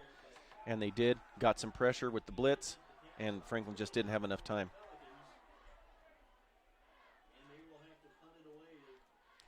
They're going to have to punt it away again. 7 punts in the first half. This will bring up the 8th one of the game. Again, scoreless tie. 10:25 to go. Is that possession only lasting about a minute and a half for the Pelicans? It'd be interesting to see if they go to the fake punt here or they just go to the there. Yeah, he went back to regular, which makes sense. A booming kick goes out to the 10, and he couldn't field it, but a scramble for the football as Mazama was unable to grab it at first. It looked like KU might get it, but I believe Mazama is going to have fallen on it, and boy, that was a scary moment for the Vikings. Yes, it was a nice high punt, and Colby Anderson got right underneath it, but it went off his fingertips, and then Darius looked like had a shot at it, and Anderson did a nice job of hustling back and getting on that ball. 10:07 is when Mazama takes it over. Mark it at the 15-yard line. 10:07 left to go. Is a scoreless tie. Lee back out there under center for the Vikings. He's going to hand it off to Charlie Baker. He's going to truck forward. Maybe a gain of 1 on the play for the Vikings. One thing I do notice is Tristan Lee, he's going to have to carry out his fakes. Mazama does a great job of feeding the fullback, but if he doesn't carry it out, it really gives the defense an advantage. 9:45 left to go. Still scoreless in the third quarter. Second down and call it 7 to go for the Vikings.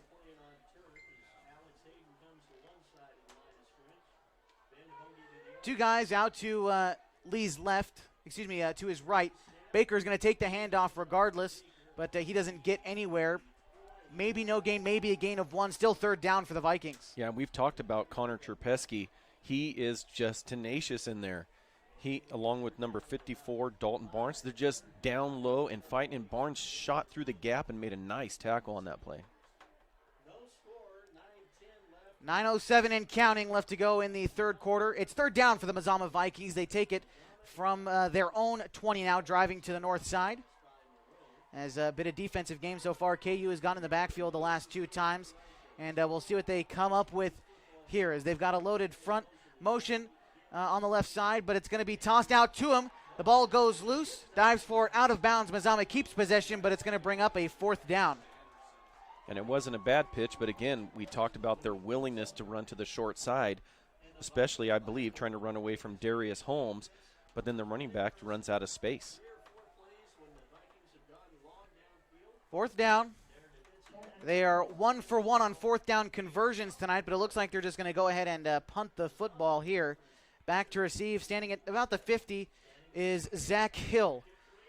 It takes a hop at the 50, and he's just going to let it roll around out there. Maybe fielded at the 46 is where KU will take possession. and Zach did a great job there. The ball started to bounce back towards him, and he wanted to grab it and go, but showed a lot of discipline to stay off that ball and give his offense good field position about the 46, 47. So Pelicans are going to take it for the second time this half, a 3-and-out their first time. It was the 8th punt of the game between the two teams. Hopefully they can get something going, as this last time we saw the 9th punt of the game. And usually not something you can keep tally on 2 fingers, but we've seen a lot of it tonight. Good defense. 1st and 10 for the Pelicans. Aaron Franklin passes it short to Darius Holmes at the far sideline. Holmes is taken out of bounds, a loss of 1 on the play, bringing up 2nd for the Pelicans. Great defense there by Tristan Lee. I still like the call, getting the ball in their athletes' hands and making the defense have to come up and make the play, and Tristan did that.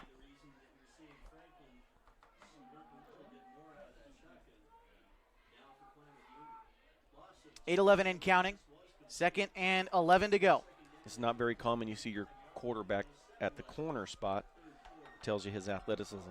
Quite fast. We've seen him break it a couple times on the offensive side as Aaron Franklin continues to be under center. 2 guys out to either side. Darius Holmes goes from the left to the right side. It looks like it was a keeper for Franklin, and he will get back to the line of scrimmage at the 45, but will get no farther. 3rd down. And I'm not really questioning KU's calls, but I am surprised that they're being a little conservative compared to what they normally are, and maybe that's just the game dictating it. Maybe he's saying, hey, let's at least run the clock a little bit instead of stopping it and giving Mazama more possessions. It could be part of their game plan, but I would really like to see them opening it up on 1st and 2nd down. Aaron Franklin has completed about 4 passes tonight, has only dropped back maybe 5 or 6 times, so good completion rate for him, but hasn't gotten a lot of yardage from it. He's got 2 wide receivers out to his left, 1 to his right. Arvizu in the backfield. Franklin drops back to pass. He fires it over the middle to Darius Holmes on the slant route, but it will fall incomplete past midfield. 4th down. Yeah, he's feeling pressure again by Connor Wynn and Cade Wynn, both wins. It's a big win for Mazama on that play. That was good. Yeah, dad jokes. Yeah, gotta love it. 7:05 left to go in the 3rd quarter. Darius Holmes is going to be punting it this time, and back to receive. It looks like for Mazama is going to be number 8, Colby Anderson. Big punt for Holmes. It's going to bounce around at the 30. And we'll get past the 25, call it the 23-yard line. A big punt that time for Darius Holmes, about 30 yards all told. The 10th punt of the game. Yeah, good high punt. Probably should have fair caught the ball. Maybe his confidence is down a little bit after the last couple of bobbles. And Mazama's going to have pretty good field position.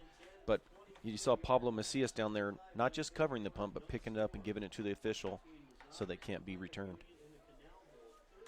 1st and 10 for the Mazama Vikings. They're going to take it from the 24-yard line. 7:05 left to go in the 3rd. A scoreless tie between these two teams. Mazama and Klamath Union both doing the best they can on defense. It's going to be handed off to Baker. He finds a hole, a gain of about 12 on the play, running right up the gut for Baker. He's broken loose a couple times, but nothing more than about 10 yards for him, or maybe give or take a few on that. Yeah, you had some penetration there by KU, but when you do that at the 1st level and your linemen are trying to get to 2nd level, you've really left your linebackers out to dry.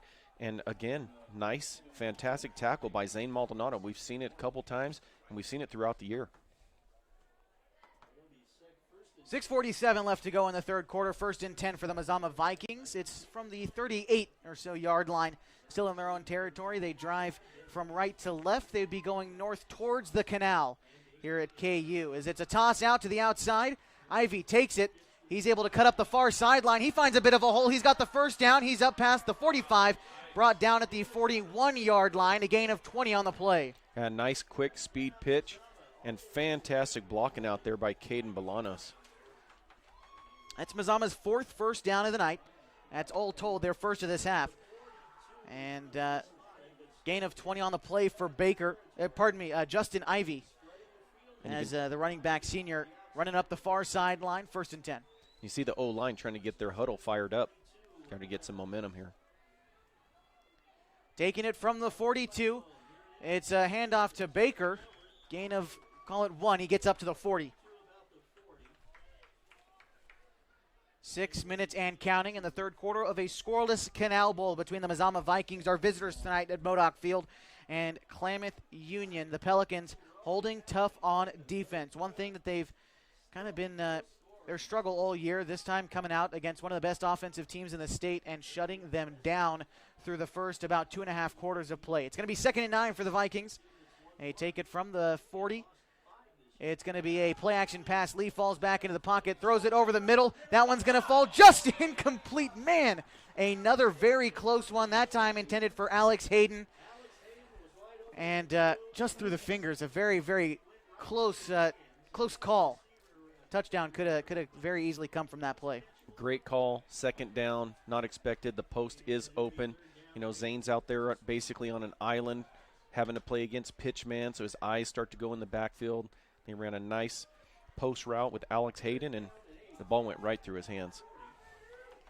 3rd down for the Mazama Vikings. They are 0 for 6 on 3rd down conversions to this point. They try it again. It's going to be tossed out. It looks like to I can't quite tell who that is. He gets a gain of about 7 on the play. It's going to be Colby Anderson, short of the 1st down, bring up 4th, but now it's going to be about 3 feet until the 1st down. Yeah, and I anticipate in the same situation he went for it, went to the fullback off the left-hand side. I anticipate some type of the same thing. It'll be interesting to see if KU decides to blitz here, which is risky, but you could get the ball back.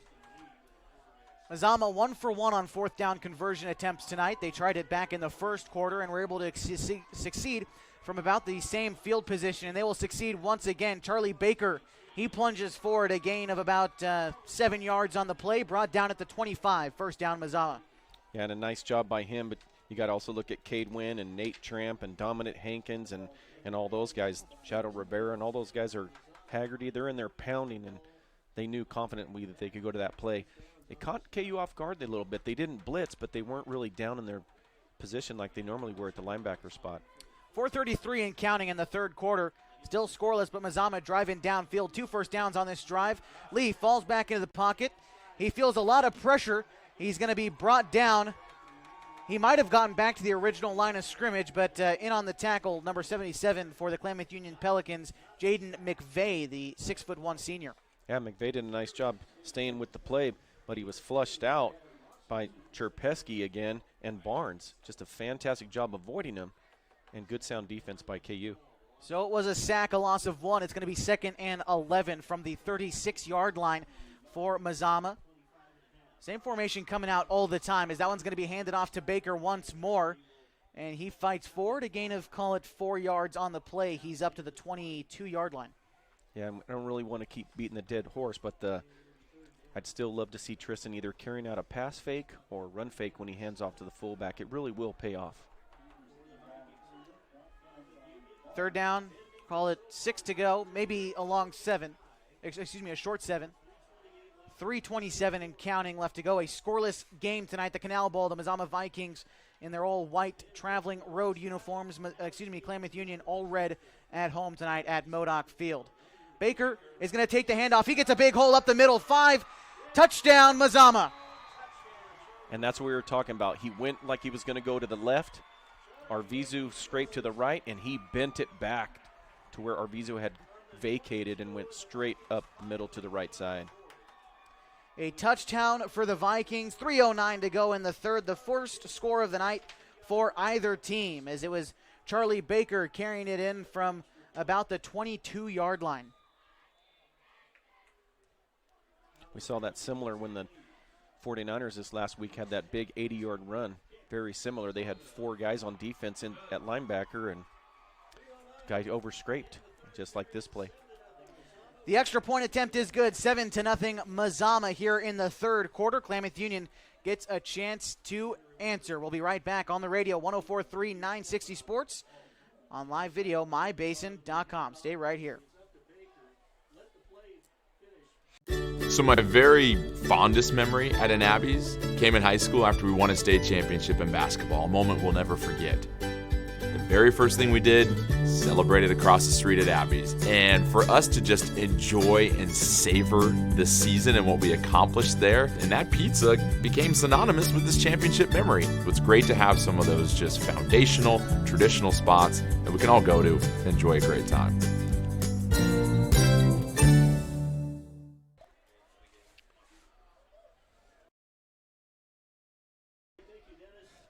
Welcome back to 104.3 960 Sports on the radio. Live video on mybasin.com. As it's 7-0 Mazama, capping off a 10-play drive with a Charlie Baker touchdown, going 22 yards on the carry. As again, a 7-0 game. Mazama leads in the Canal Bowl in the later parts of this game. 3 minutes to go. Klamath Union is going to receive the football as it's Macias back to do it. That was a line drive kick, and it might bounce into the end zone, and it will. A touchback. KU is going to take it from the 25-yard line. And this is a big possession here for KU to take the momentum back from Mazama. Mazama had a nice little drive there and went back to their bread and butter and went up the middle. And again, the fullback looks like he's going to go left, but once he gets past that first level, he bends it back where the linebackers are vacating, and the O-line does a great job of sealing it off. So KU, you just mentioned it, the biggest possession of the night. They have got to put points up here and hope that their defense can return back to how it's been for the first half or so of this ball game. 1st and 10 for Klamath Union. They're taking it from their 20, not the 25, as Darius Holmes went into motion. Aaron Franklin gets sacked in the backfield almost immediately as the ball is snapped. In on the tackle for Mazama is Cade Wynn. Yeah, nice job by Mazama getting pressure and taking advantage of his field position. And KU needs to be careful here not to keep going backwards. They need to be aggressive and go over the top. We've seen Franklin have success, at least this game, and a little bit toward the middle parts of last week with the check down passes. Macias is good at getting open. Darius Holmes, of course, good at getting open as well. We'll see what they decide to do here. Darius Holmes in motion. He's going to take the handoff, plunge up the middle. A flag is thrown, and I believe Mazama might have recovered a fumble. But again, there is a flag. We'll see what the call is. Yeah, that ball did end up popping loose, and you can see Mazama's sideline's pretty pumped up. As they should be. If this fumble stands, they're right here in the red zone. It'd be at the 15-yard line, but we'll see what the flag ends up coming back. Did they pick it up? Yeah, it might have been the bag. He may have seen the fumble and might have thrown his bag, but it did look like a flag from here. Oh, that's just the ball stripe. So 2:26 left to go. Mazama in possession at the KU 16. 2:26 left to go. Darius Holmes coughed up the football that time, his first fumble of the year. 1st and 10 for Mazama. Handed off to Charlie Baker. He plunges forward, has yet to be brought down up to the 5-yard line, an 11-yard gain. Yeah, and Mazama usually has wide splits, and they've gone tighter here, and they went into a scrum. And I don't know if they're going a quicker count, but it's catching KU off a little bit at the second level.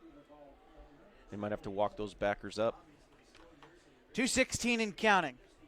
As Mazama, they're able to score here, going to be in firm position to try to go back across town with the win. But still only in the third quarter, 7-0 Mazama leads here in the Canal Bowl. There he scored on their last drive, a 10-play drive, capping it off with a 22-yard touchdown from Charlie Baker, and he's already carried the ball once on this drive. Likely going to see him take the handoff. No, it's going to be handed off to Ivy, and he gets into the end zone untouched, a Viking touchdown.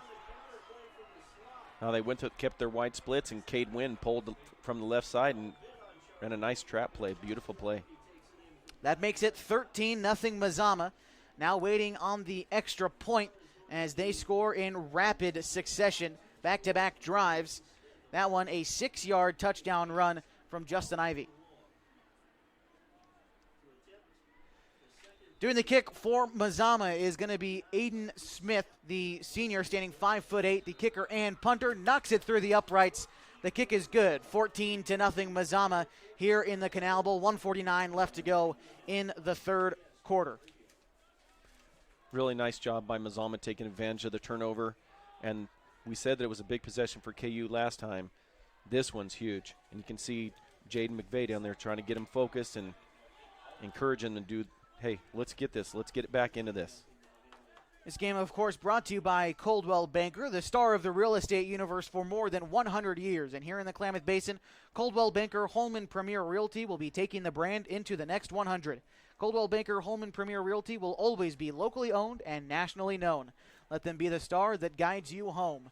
And KU, they need to get home right now in that south end zone quickly because Mazama, they can run the ball, they can eat clock. Their last possession where they went 10 plays lasting about 4 minutes. So can definitely eat away that clock. Klamath Union needing to score here. Back to receive is Pablo Macias. He's inside the 5, standing at the 2. And out to kick for Mazama again is Aiden Smith with the kickoff. Yeah, he's been going with the line drive. I'd probably back up that back wedge a little bit. The kick is up. It's fielded by Zach Hill at about the 11. He gets up past the 25. He gets swallowed up before reaching the 30. It looks like they're going to mark it at the 28 or 29-yard line. That's where KU will take possession with a minute 42 left on the clock in the third quarter. 14-0. Mazama leads in the Canal Bowl. And Hill did a great job setting up the block for Caden Coulter there. And I hate to put the kid down, but, you know, Caden actually looked like a freshman on that play because all year he's played huge. And Hill came out, faked out, and came back inside, and Coulter just missed the block. Things can happen in high-tense situations, and this entire drive is going to be filled with them. 1st and 10 for Klamath Union from the 28-yard line in their own territory. They drive south. Franklin back into the pocket. He finds an open receiver downfield in Zach Hill, and I believe he brought the football down at the 50. And Maybe it fell incomplete. Yeah, I think it bounced off and then back up to him. He was definitely wide open. I totally appreciate the call. It was a fantastic call, and the ball was just a little short. It'll be 2nd and 10 from the 28-yard line for Klamath Union.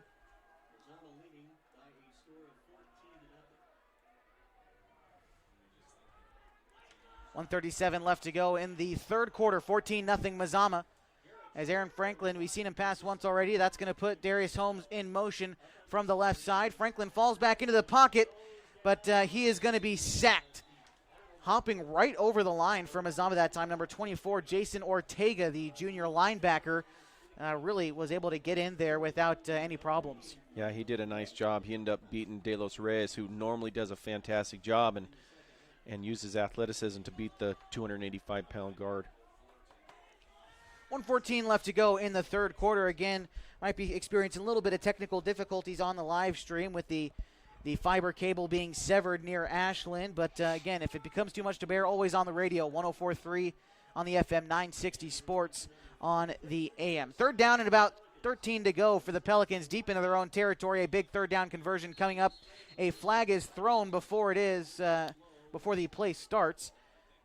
KU is 2 for about 8 on third down conversions tonight. Well, it's going to be easier now because I'm pretty sure Cade was a little overzealous here and lined up offside and bounced back and then went too early. And you're exactly right, is that will make the third down a little bit easier for Canal. 52 seconds left to go in the third quarter of the Canal Bowl. Mazama leads 14-0. So now it's up to Aaron Franklin really to execute as perfectly as he can. He's dropped back to pass twice already. He threw an incompletion on the first attempt and was sacked last time. It's 3rd and 8 after the penalty. Brings the ball up 5 yards. He's got trips set out to his left, and that's going to bring Mazama off sides. They went on 2, and Mazama went on 1. That's going to be another 5-yard penalty. Yeah, it's one of those advantages we were talking about. Mazama is very disciplined, but they're also very aggressive. So nice job keeping him off balance there. And they're you know, they got that 14-point lead. It's 3rd and long, and they're like, let's get a sack. So good call by KU. So it's going to bring it up 5 yards. 3rd and 3 to go. We went from 3rd and 13 to 3rd and 3 with back-to-back penalties from the Vikings. Both offsides calls. Still the same formation coming out for KU. The 3 guys to his left. Franklin feels the pressure, rolls out to his left. He's going to try to cut up field himself. He gets the first down, diving past the 40 up to the 42. First down, Pelicans. That's good to be zealous, but you got to keep your contain, and they did not do that. And luckily for Mazama, number 51, Chado Rivera made a nice play and kept it from being even more of a gain. Only the 4th first down for Klamath Union tonight, as they've really stuck to the running game when they've tried to air it out. The balls have just really not bounced their way. A lot of short passes, unable to get a lot of first downs, though. That was their 4th of the night. But still working with the 1st and 10 from the 42-yard line, driving towards the south, still upfield, yet to pass midfield. Aaron Franklin takes the snap. A flag is thrown. It might have looked like a false start, but couldn't tell. Yeah, I think Cadence Baltz was showing blitz, but then Mazama ended up calling a timeout.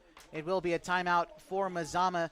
It's their first of this half. It leaves them with 2, with 5 seconds left to go in the 3rd quarter. Likely only going to see one more play here in the 3rd quarter, but before we do, we'd like to remind you about Harbor Isles Tennis and Fitness Club with state-of-the-art equipment, 4 indoor tennis courts, 3 pickleball courts, certified personal trainers, and tons of group exercise classes.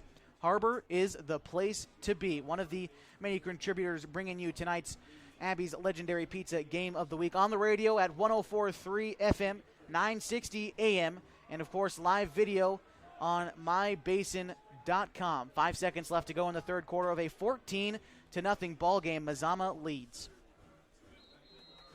I see Mazama being very aggressive here on defense, and if KU can pick up at the protection, they're going to have a nice play.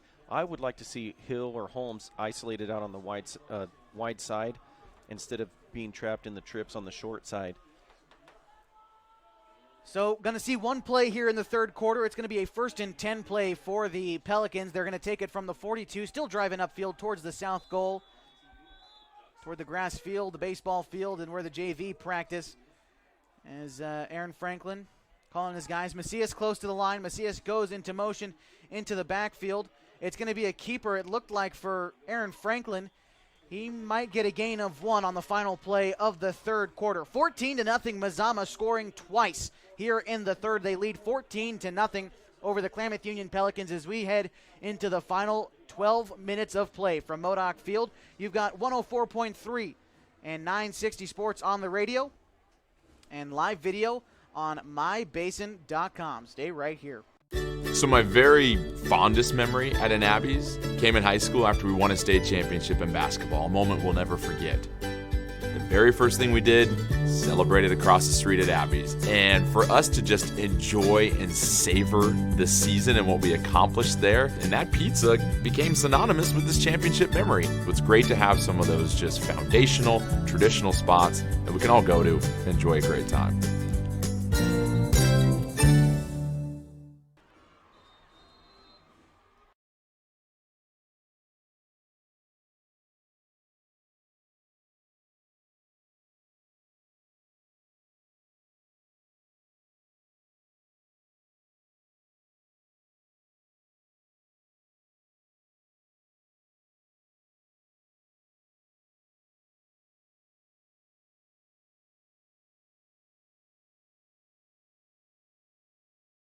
.104.3 960 Sports is your home for the Canal Bowl this week as the Mazama Vikings lead 14-0 over the Klamath Union Pelicans. You've also got live video on mybasin.com. 2nd and 9 for the Pelicans. They trail 14-0 here in the Canal Bowl.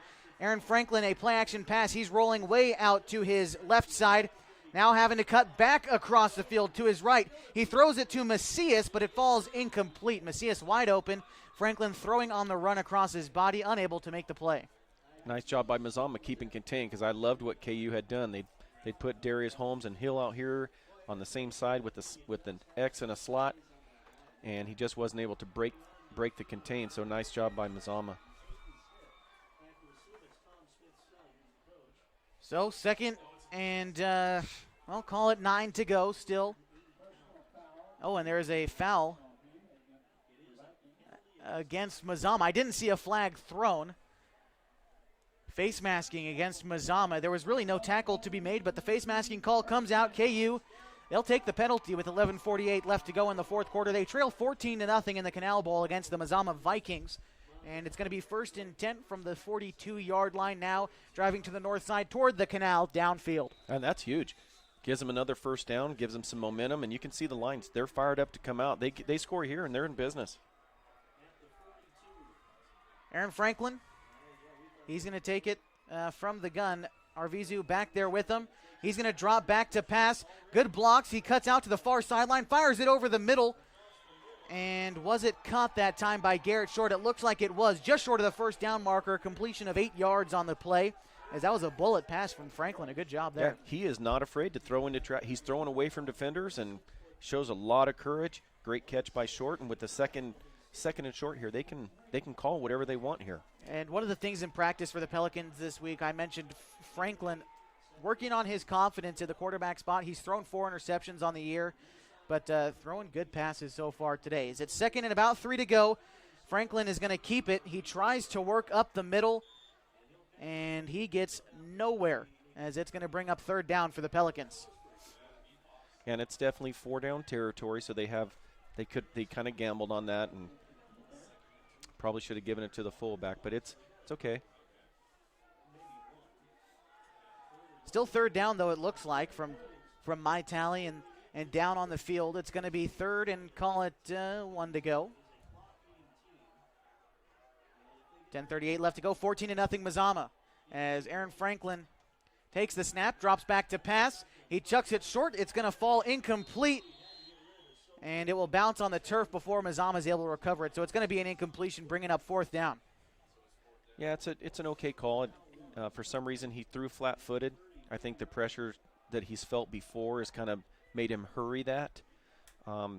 They've blitzed and gotten pressure, and then they've not blitzed and still gotten pressure. So you know that clock's getting a little faster in his head. The clock stops at 10.5 minutes to go. KU, again, you mentioned 4th down territory. Garrett Short, the tight end, comes off the field, likely subbing in for an extra receiver. Can't quite tell who came in, though. Coulter came in for Coulter, him. the freshman tight end, coming in for Garrett Short. 4th and 3 to go, maybe 2 yards. As this is a big play coming up. It's going to be tossed out to the outside. Darius Holmes, he's going backwards, unable to get the first down, but there is a flag on the play. Seems like 2 of our officials saw it, and we'll see what the call is. But Darius Holmes, he ran out of bounds well before the first down marker at the 40. That's about 7 yards short. Yeah, and it's going to be a hold. It was 4th down, and there was no Holmes could not get to without the hold. He wasn't going to get anywhere. And again, there's 2 flags on the play, likely for the same penalty, as they're throwing in the same area. Yeah, they both saw Trevor Arizu reach out and hook the defender. I would have liked to have seen that toss pass in that situation. I think it would have been open. It's easy up here. Yeah, it's a lot easier up here. Yeah, you're right. Is. But their pursuit is too good. You have to use it against them. Still awaiting on the official call, but it's going to be a turnover on downs for Mazama, is at least what we've gathered so far. And they're going to take it over from the 46-yard line. And it will go against Klamath Union. It's declined. 4th down, turnover on downs, I should say. Mazama takes it over at the 46 with 10:23 left to go. They drive toward the south. And if they score here, you can pretty much write this one up. But Klamath Union defense, they've done a good job so far in this game. Just the past 2 drives. Mazama started in great field position last time, and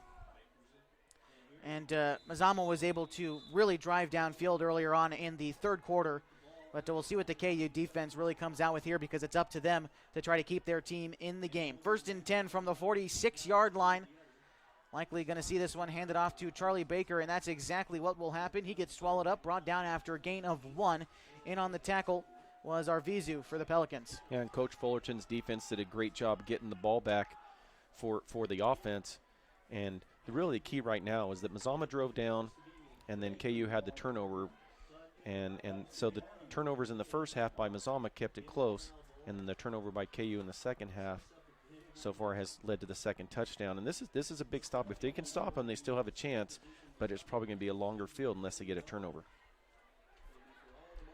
2nd and 7 to go. The Mazama Vikings in possession of the ball and the game. 14-0 they lead with 9:41 to go. Lee will toss it out to Ivy. He's able to cut upfield toward the far side, brought down out of bounds. And might have gotten a first down, and I don't think it was Ivy. It was Caden Bolanos on the carry, the sophomore.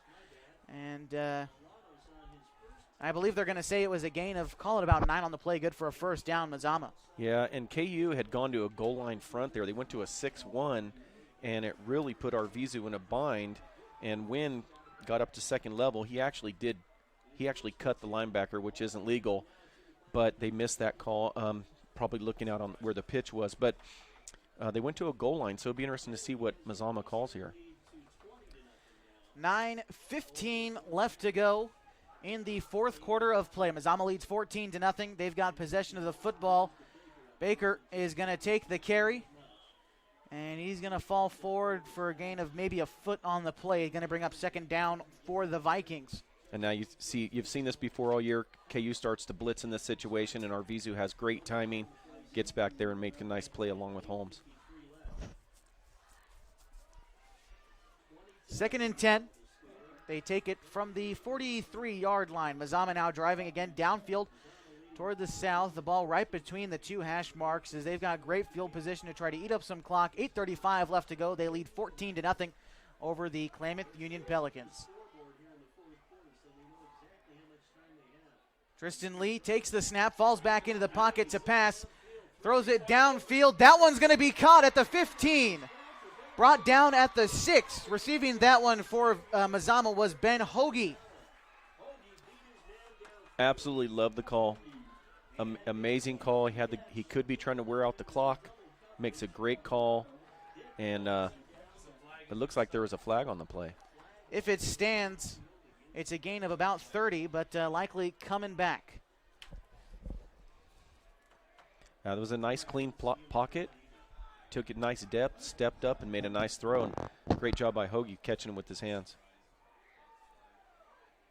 And I couldn't quite see where the flag was thrown, but we're going to get a signal right now from our white cap tonight. Holding against Mazama is the call. That's going to bring it back 10 yards. It's going to be second down and 20 to go. Mazama now taking it from their own 41. The first down marker is set at the 40, well, call it the 36-yard line. My apologies there. And hat goes off to Coach Lease. They're making that call, and their pass protection will get better. Their receivers will get better at catching. The quarterbacks will have more confidence and not feel rushed the more they pass. So hopefully he stays with that when they're in the playoffs. 8:07 left to go in the fourth quarter. Mazama leading 14-0 over the Klamath Union Pelicans tonight here at Modoc Field in the Canal Bowl. Tristan Lee under center, sending a man in motion. It's going to be handed off. A big hole up the middle for Ivy. He gets about 10 yards on the carry. And it's going to be well short of the first down marker, but now it's going to be third and manageable for the Mazama Vikings. Yeah, it's either going to be a hold or a face mask of some kind. And you're right, there was a flag down over by the Mazama sideline. And it's going to be against KU, a face masking call against the Pelicans. So that will be a first down. A gain of 15 yards after the penalty will make it 1st and 10 from the 27-yard line. And there haven't been a lot of penalties, and it's been a really clean game, and those are huge. And nice job by Ivy keeping his feet moving, and his pad level is going down, so when they came in to make the tackle, they ended up getting a face mask. 7:47 left to go in the fourth quarter of a 14-0 ball game. The Mazama Vikings in firm control of this one, the Canal Bowl, as they're looking for their third league win of the season and a playoff berth. As that one's going to be handed off to Charlie Baker. Gain of, call it 3 on the play. Second down, Mazama. And it's good to see KU out there still battling. No quit for this team, but 7:20 left to go in the fourth quarter. Time winding down. Mazama eating clock. They started this possession with 10:23 left to go in this quarter and already have eaten up about 3.5 minutes of clock. Second and about 7 to go from the 25-yard line. Mazama driving downfield to the south, sending a man in motion. It's going to be handed off to Ivy. He's able to cut up field 10, 5, and did he get in there? Maybe just short. And KU went back to that six-man front, went to their goal line. Looked like a 6-5, but it's just one middle linebacker. And as soon as you get past first level, touchdown. I know they're trying to do something different to make something happen. But I think taking a linebacker out is tough unless you're going to. First and goal for Mazama from the 1-yard line. 3 feet away from putting this one out of reach of the Pelicans. We'll see what Mazama comes with here. 2 wide receivers out to either side of Tristan Lee, who's under center. Baker in the backfield. Lee is going to keep it. A QB sneak is in for the Mazama touchdown. Yeah, nice job by Mazama. But again, they went to the 6-man front trying to do something to stop him. But when you take a linebacker away in your true goal line, you still have 2 inside linebackers. They only have 1, and there's both situations, and each time was a big gain. Touchdown Mazama on the 1-yard quarterback keeper from Tristan Lee. Out to kick the extra point is Aiden Smith. And it will be through the uprights, 21-0 Mazama. They lead in the Canal Bowl with 6:24 left to go in the fourth quarter. We'll be right back with the rest of the action in this game after a 30-second break. You're listening to 104.3 and 960 Sports on the radio and mybasin.com with live video. So my very fondest memory at an Abby's came in high school after we won a state championship in basketball, a moment we'll never forget. The very first thing we did, celebrated across the street at Abby's. And for us to just enjoy and savor the season and what we accomplished there, and that pizza became synonymous with this championship memory. It's great to have some of those just foundational, traditional spots that we can all go to and enjoy a great time.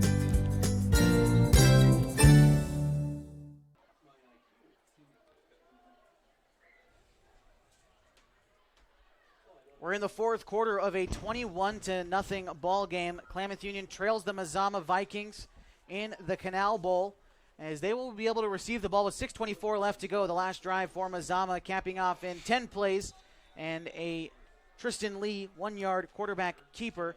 Again, making this one 21-0 in favor of the Vikings. The kick is up. It looks like it's going to be Macias who takes it on the far sideline. Rather, that's Dutra. He brings it up past the 30. And that's where KU will take possession. And a nice job by Dutra, and he makes a lot of nice plays, especially being a sophomore out there and getting a lot of experience.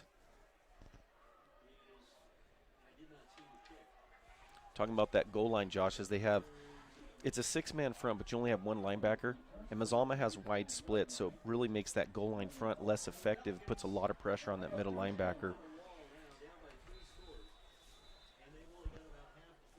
First and 10. From the 35-yard line. Klamath Union taking possession of the football in a game that might already be decided. But the Canal Bowl rivalry games, funny things can happen. First and 10, Darius Holmes goes into motion from the left to the right side. He takes the pitch, going up the far sideline. Aaron Franklin, he keeps it. He throws the football, and it looks like he might have been past the line of scrimmage, but no flag is thrown. Either way, the ball falls incomplete, and there's the flag as he threw the ball past the line of scrimmage. Yeah, he was about 2 or 3 yards past. He was doing a good job trying to keep his head downfield and really threw the defenders for a loop there because they were coming up to make the tackle, and he threw the ball. Ball falls incomplete. 6 minutes and 10 seconds left to go in the fourth quarter. It's going to be second down for the Klamath Union Pelicans after the illegal forward pass. And Klamath Union ready to to make a play, but we've yet to get the official signal from our officials tonight. And finally we do. It's going to be second and down again for the Pelicans. They're down 21-0 in the Canal Bowl. I'm confused as to where the ball is.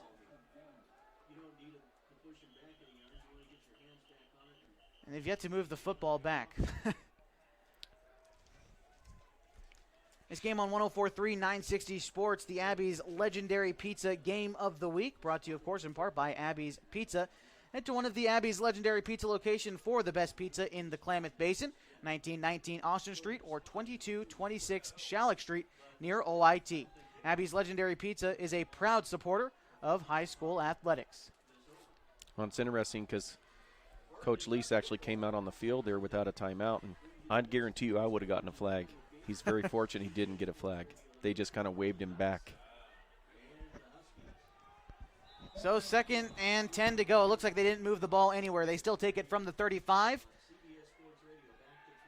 Aaron Franklin falls back into the pocket after taking the snap. He's gotten past a couple guys, or shedding him off at least, but he's finally going to be brought down in the backfield, a loss of 5, but a flag is thrown after the tackle is made. Yeah, and it's probably going to be a hold on the offensive line because defensive line is starting to get really fired up, and Haggerty's just a beast in there. I think they declined the penalties. That's why it's still second down. And this one going against the Vikings. Again, no official signal yet, and we're waiting for it. Roughing, maybe? Just a personal foul against Mazama. That's as much as we get. That'll bring the ball up 10 yards. It's going to be 2nd and 1 to go with 5:56 left to go. 21-0. The Mazama Vikings in firm control of this ball game. The Canal Bowl, the biggest game of the season for both of these teams and the area. And there's a lot of people here tonight witnessing a great defensive game up until the third quarter when Mazama was able to put up some points on the board. But again, we'll recap all of that in the post-game show. Right now it's 3rd and about 1.5 feet to go for the Klamath Union Pelicans. Joan Pena goes into motion. Aaron Franklin back to pass, and he is going to be brought down, another sack. But there is a flag down on the field. In on the tackle for Mazama was Ben Hoagie, again, the linebacker. But another flag, the 3rd straight play where there's some laundry on the field. Yeah, and Caden Bolanos is just having a fantastic game at that outside linebacker spot. And he showed a lot of good sportsmanship. He had him wrapped up and didn't slam him. And as the last one went against Mazama, getting a signal here. It looks like this one, well, no, we're not getting any whistleblowers like we've seen the referees move the ball before, maybe after, but this one's going to go against Klamath Union, holding against the Pelicans.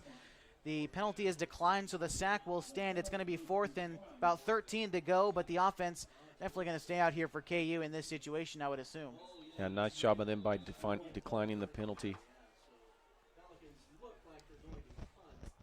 And maybe they will punt. Darius Holmes back there standing at about the 17-yard line. Back to receive again for Mazama.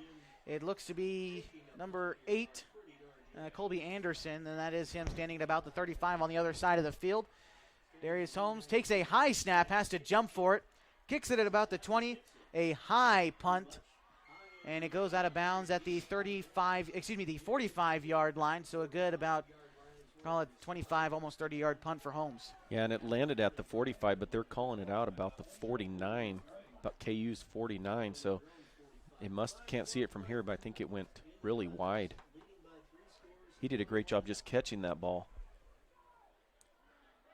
The Vikings lead in this one 21-0 as they take possession from their own, well, it's right at midfield. Right over the big red KU here at Modoc Field. 5:12 left to go in the 4th quarter. Again, Mazama up 21-0 over the Pelicans tonight in the Canal Bowl. And I think I see at least getting some more seniors in.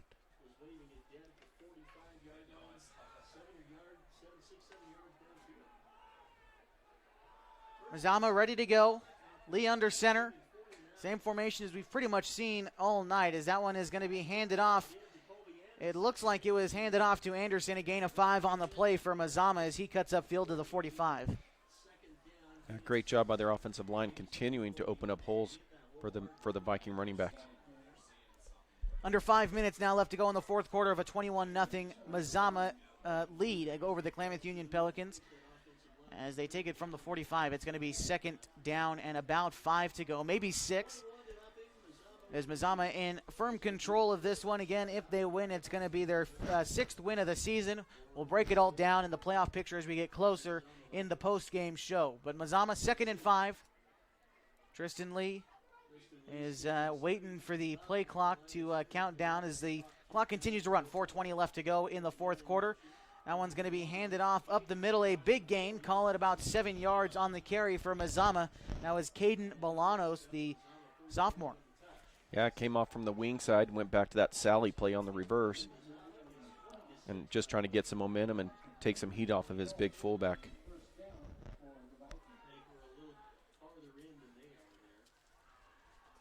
.412 to go, a 1st down for Mazama.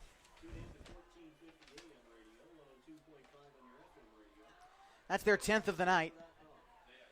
And it's going to be 1st and 10 from the 38. Mazama running down the clock. Under 4 minutes now left to go. They lead by 3 scores over the Pelicans, 21-0, and likely going to just try to run out the clock. Continue to run the ball. A flag is thrown. Cutting up field was Baker. He's able to get up 4 yards, but again, a flag is thrown right as the handoff happened, and we'll see what the call ends up being here after the carry by Baker. Looked like an illegal shift by Mazama, and KU went back to that goal line, the 6-1 front. So the flag brings him back. 3:45 left to go in a 21-0 ball game. Pelican defense still standing tough. 1 first down on this drive for Mazama. They've got 6 all told in this half, as opposed to 4 in the first half. So their offense firing a bit better in this second 24 minutes. It's first in, call it 15 from the 44-yard line or so, maybe the 43. So Mazama prepares to continue to just run the ball and eat clock as it's 3:40 left to go in this one, as Tristan Lee just standing there behind his center waiting for the signal from our referee tonight to hurry things up. And there he goes. There is our official tonight indicating the, 10 seconds as Lee drops back to pass, cutting out to his right side. He's got room to run. He cuts upfield. He gains about 3 or 4 yards on the play, maybe 5 as he gets drawn out of bounds right at the 30-yard line. Yeah, great pursuit there by Bunyard and Arvizu, and he smartly ran out of bounds. Call it 2nd and 5 to go from the 34-yard line now. Still in Mazama territory. They drive toward the south, toward our scoreboard at Modoc Field. That reads 21-0 Mazama. 3:14 left to go. As Mazama, one wide receiver set out to either side of Tristan Lee. Baker in the backfield. Heiden goes into motion. It's going to be handed off to Ivy. He gets up past the 25, past the 20, 15. He breaks another defender. 10-5, touchdown, Mazama. Yeah, Navarro had gone out after the previous play, and they put a new inside linebacker, and they went right where he had vacated. Call it 24 yards on the carry for Ivy, his 2nd touchdown of the night for the Mazama Vikings. That makes it 27-0. Now waiting for the extra point from Smith. Yeah, nothing against Getman. He's played tough all year, but to come off the sideline and not being rotated in until the 4th quarter, because you see Navarro over here, they're checking out his shoulder. That's a tough one to step into. The kick is up, and it is good from Smith. 28-0, now a 4-score game.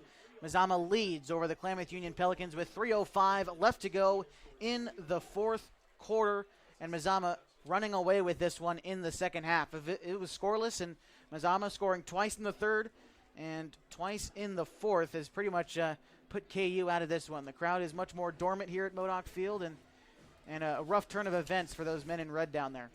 Yeah, they've battled all year, and they've battled this whole game, and I suspect that they're going to continue to battle. They've really hung tough, and they've really played some really good teams, and their record is not indicating how good they really are. And they just weren't able to stay with the teams they've played. They stay with them long enough, but the other teams end up wearing them down somehow. And it's really the story we've seen all year from this team. You play a great first half and are unable to keep up with the pace in the second half, and we've seen it again here tonight as Mazama has scored all 28 points in the 3rd and 4th quarters, as that's how much they lead by here with 3:05 left to go in the 4th. Likely going to wrap this one up with a KU possession here. The kick is up from Mazama as it's a line drive kick. Macias is going to field it. No, it bounces off his chest at the 15. Zach Hill picks it up after the bounce. He cuts now across to the far sideline, trying to cut downfield. He gets swallowed up by about 4 different Vikings. He returns it for 15 yards, gets brought down at the 30. That's where the Pelicans will take possession. It sure is fun to watch him go. And he just darts all over the place. Once he gets that ball, you don't know where he's going to go next. Left, right up the middle, backwards, then left again. He's all over the place. Yeah, and he's fun to watch because he's always looking for daylight. And Macias really wish he could have that back. It went off his chest because he was looking to see where the hole was, but he was attacking that ball and was looking forward to a good return. Pelicans take it at the 30 from the far hash mark with 2:55 left to go. They trail by 4 scores, 28-0. It's going to be handed off to Xavier Arvizu. He plunges up the middle, a gain of 5 on the carry. Yeah, nice play by Caden Spalt, who's also had a very good game, along with Bolanos and a host of other Vikings. 2nd and 5 for the Pelicans. Aaron Franklin, all the starters still out there for KU. Jameis Dutra and, Darius Holmes lined up to the near side as receivers. There was a bobble on the snap. I'm not sure who recovered it.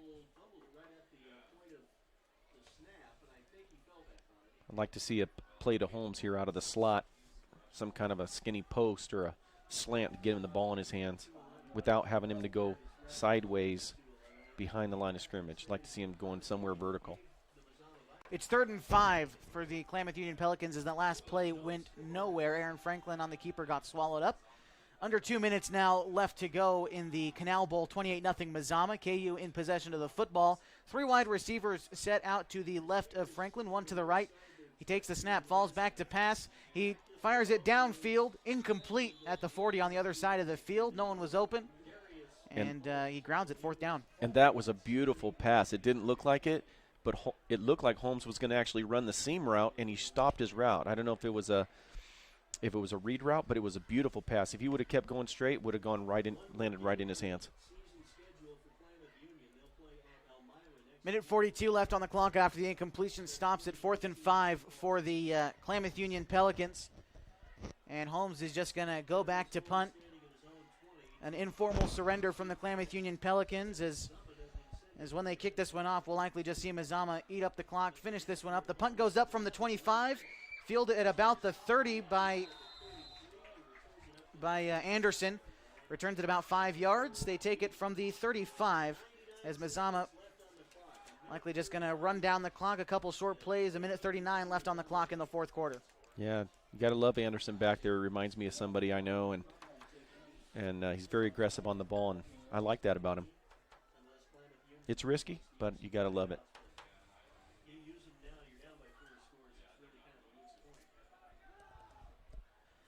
Again, 1:39 left on the clock. Mazama taking over, leading by 28 in the Canal Bowl. Nice to see Ivan Alvarez back in the game.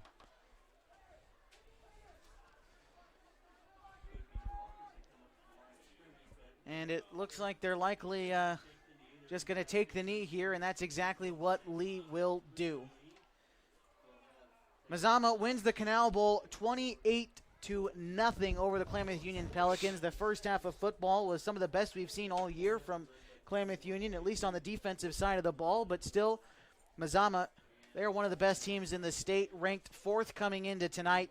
And they showed up in the second half, coming out of that locker room, scored twice in the 3rd quarter, twice in the 4th quarter. Klamath Union was just unable to really get a whole lot going in either half as far as offense goes, finishing with only 4 first downs on the entire night. And Mazama's defense held up through the second 24 minutes, and KU folded just a little bit in the 3rd quarter. A couple turnovers really cost them in this game.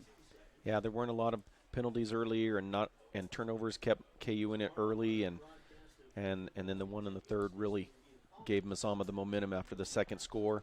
But it's been a really, really good game, and both teams, hat goes off to both head coaches, and look at the sportsmanship out there. It's really good to see. And all the players shaking hands at the 35 as they trot off field.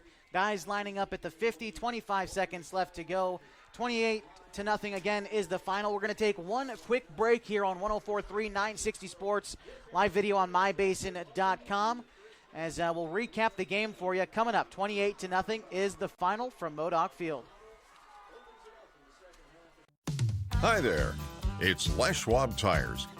We've been helping keep folks safe on the road around here since 1952. That's why you can save up to $152 on a set of 4 select light truck and SUV tires during our fall tire sale. All with a service you deserve, but just don't find other places. Swing by or book an appointment at leschwab.com. Les Schwab Tires, doing the right thing since 1952. Wait on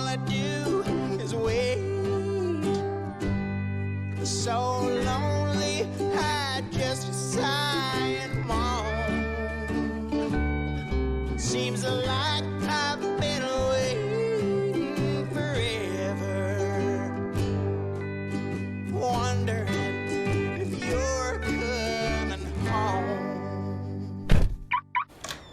I just saw your face, I know you're coming home. I swear there is no place that feels as good as home. And then I heard your voice, I know you're coming home. I know you're coming home. This is where unconditional love and immeasurable happiness reside. This is home. Coldwell Banker, where home begins. So my very fondest memory at an Abby's came in high school after we won a state championship in basketball, a moment we'll never forget. The very first thing we did, celebrated across the street at Abby's. And for us to just enjoy and savor the season and what we accomplished there, and that pizza became synonymous with this championship memory. It's great to have some of those just foundational, traditional spots that we can all go to and enjoy a great time.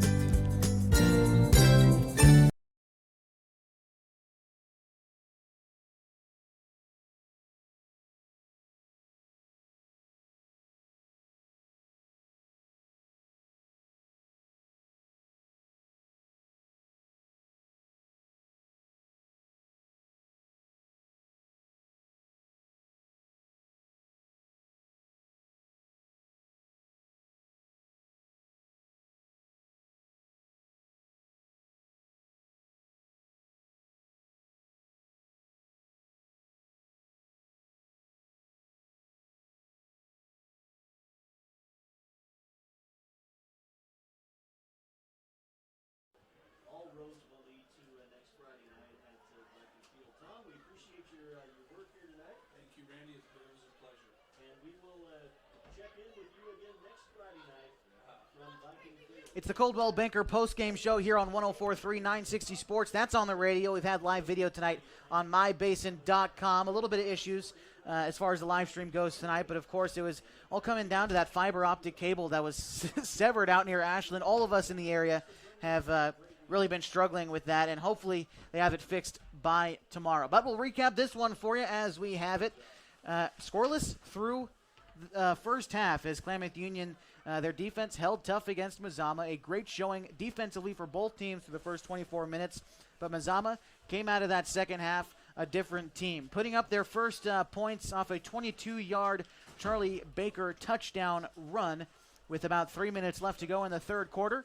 They were able to get the ball again off a turnover, convert points there again in the third quarter. It was 14-0 after the third. Mazama, they added 2 more touchdowns in the fourth and final quarter tonight is how we get our score of 28-0.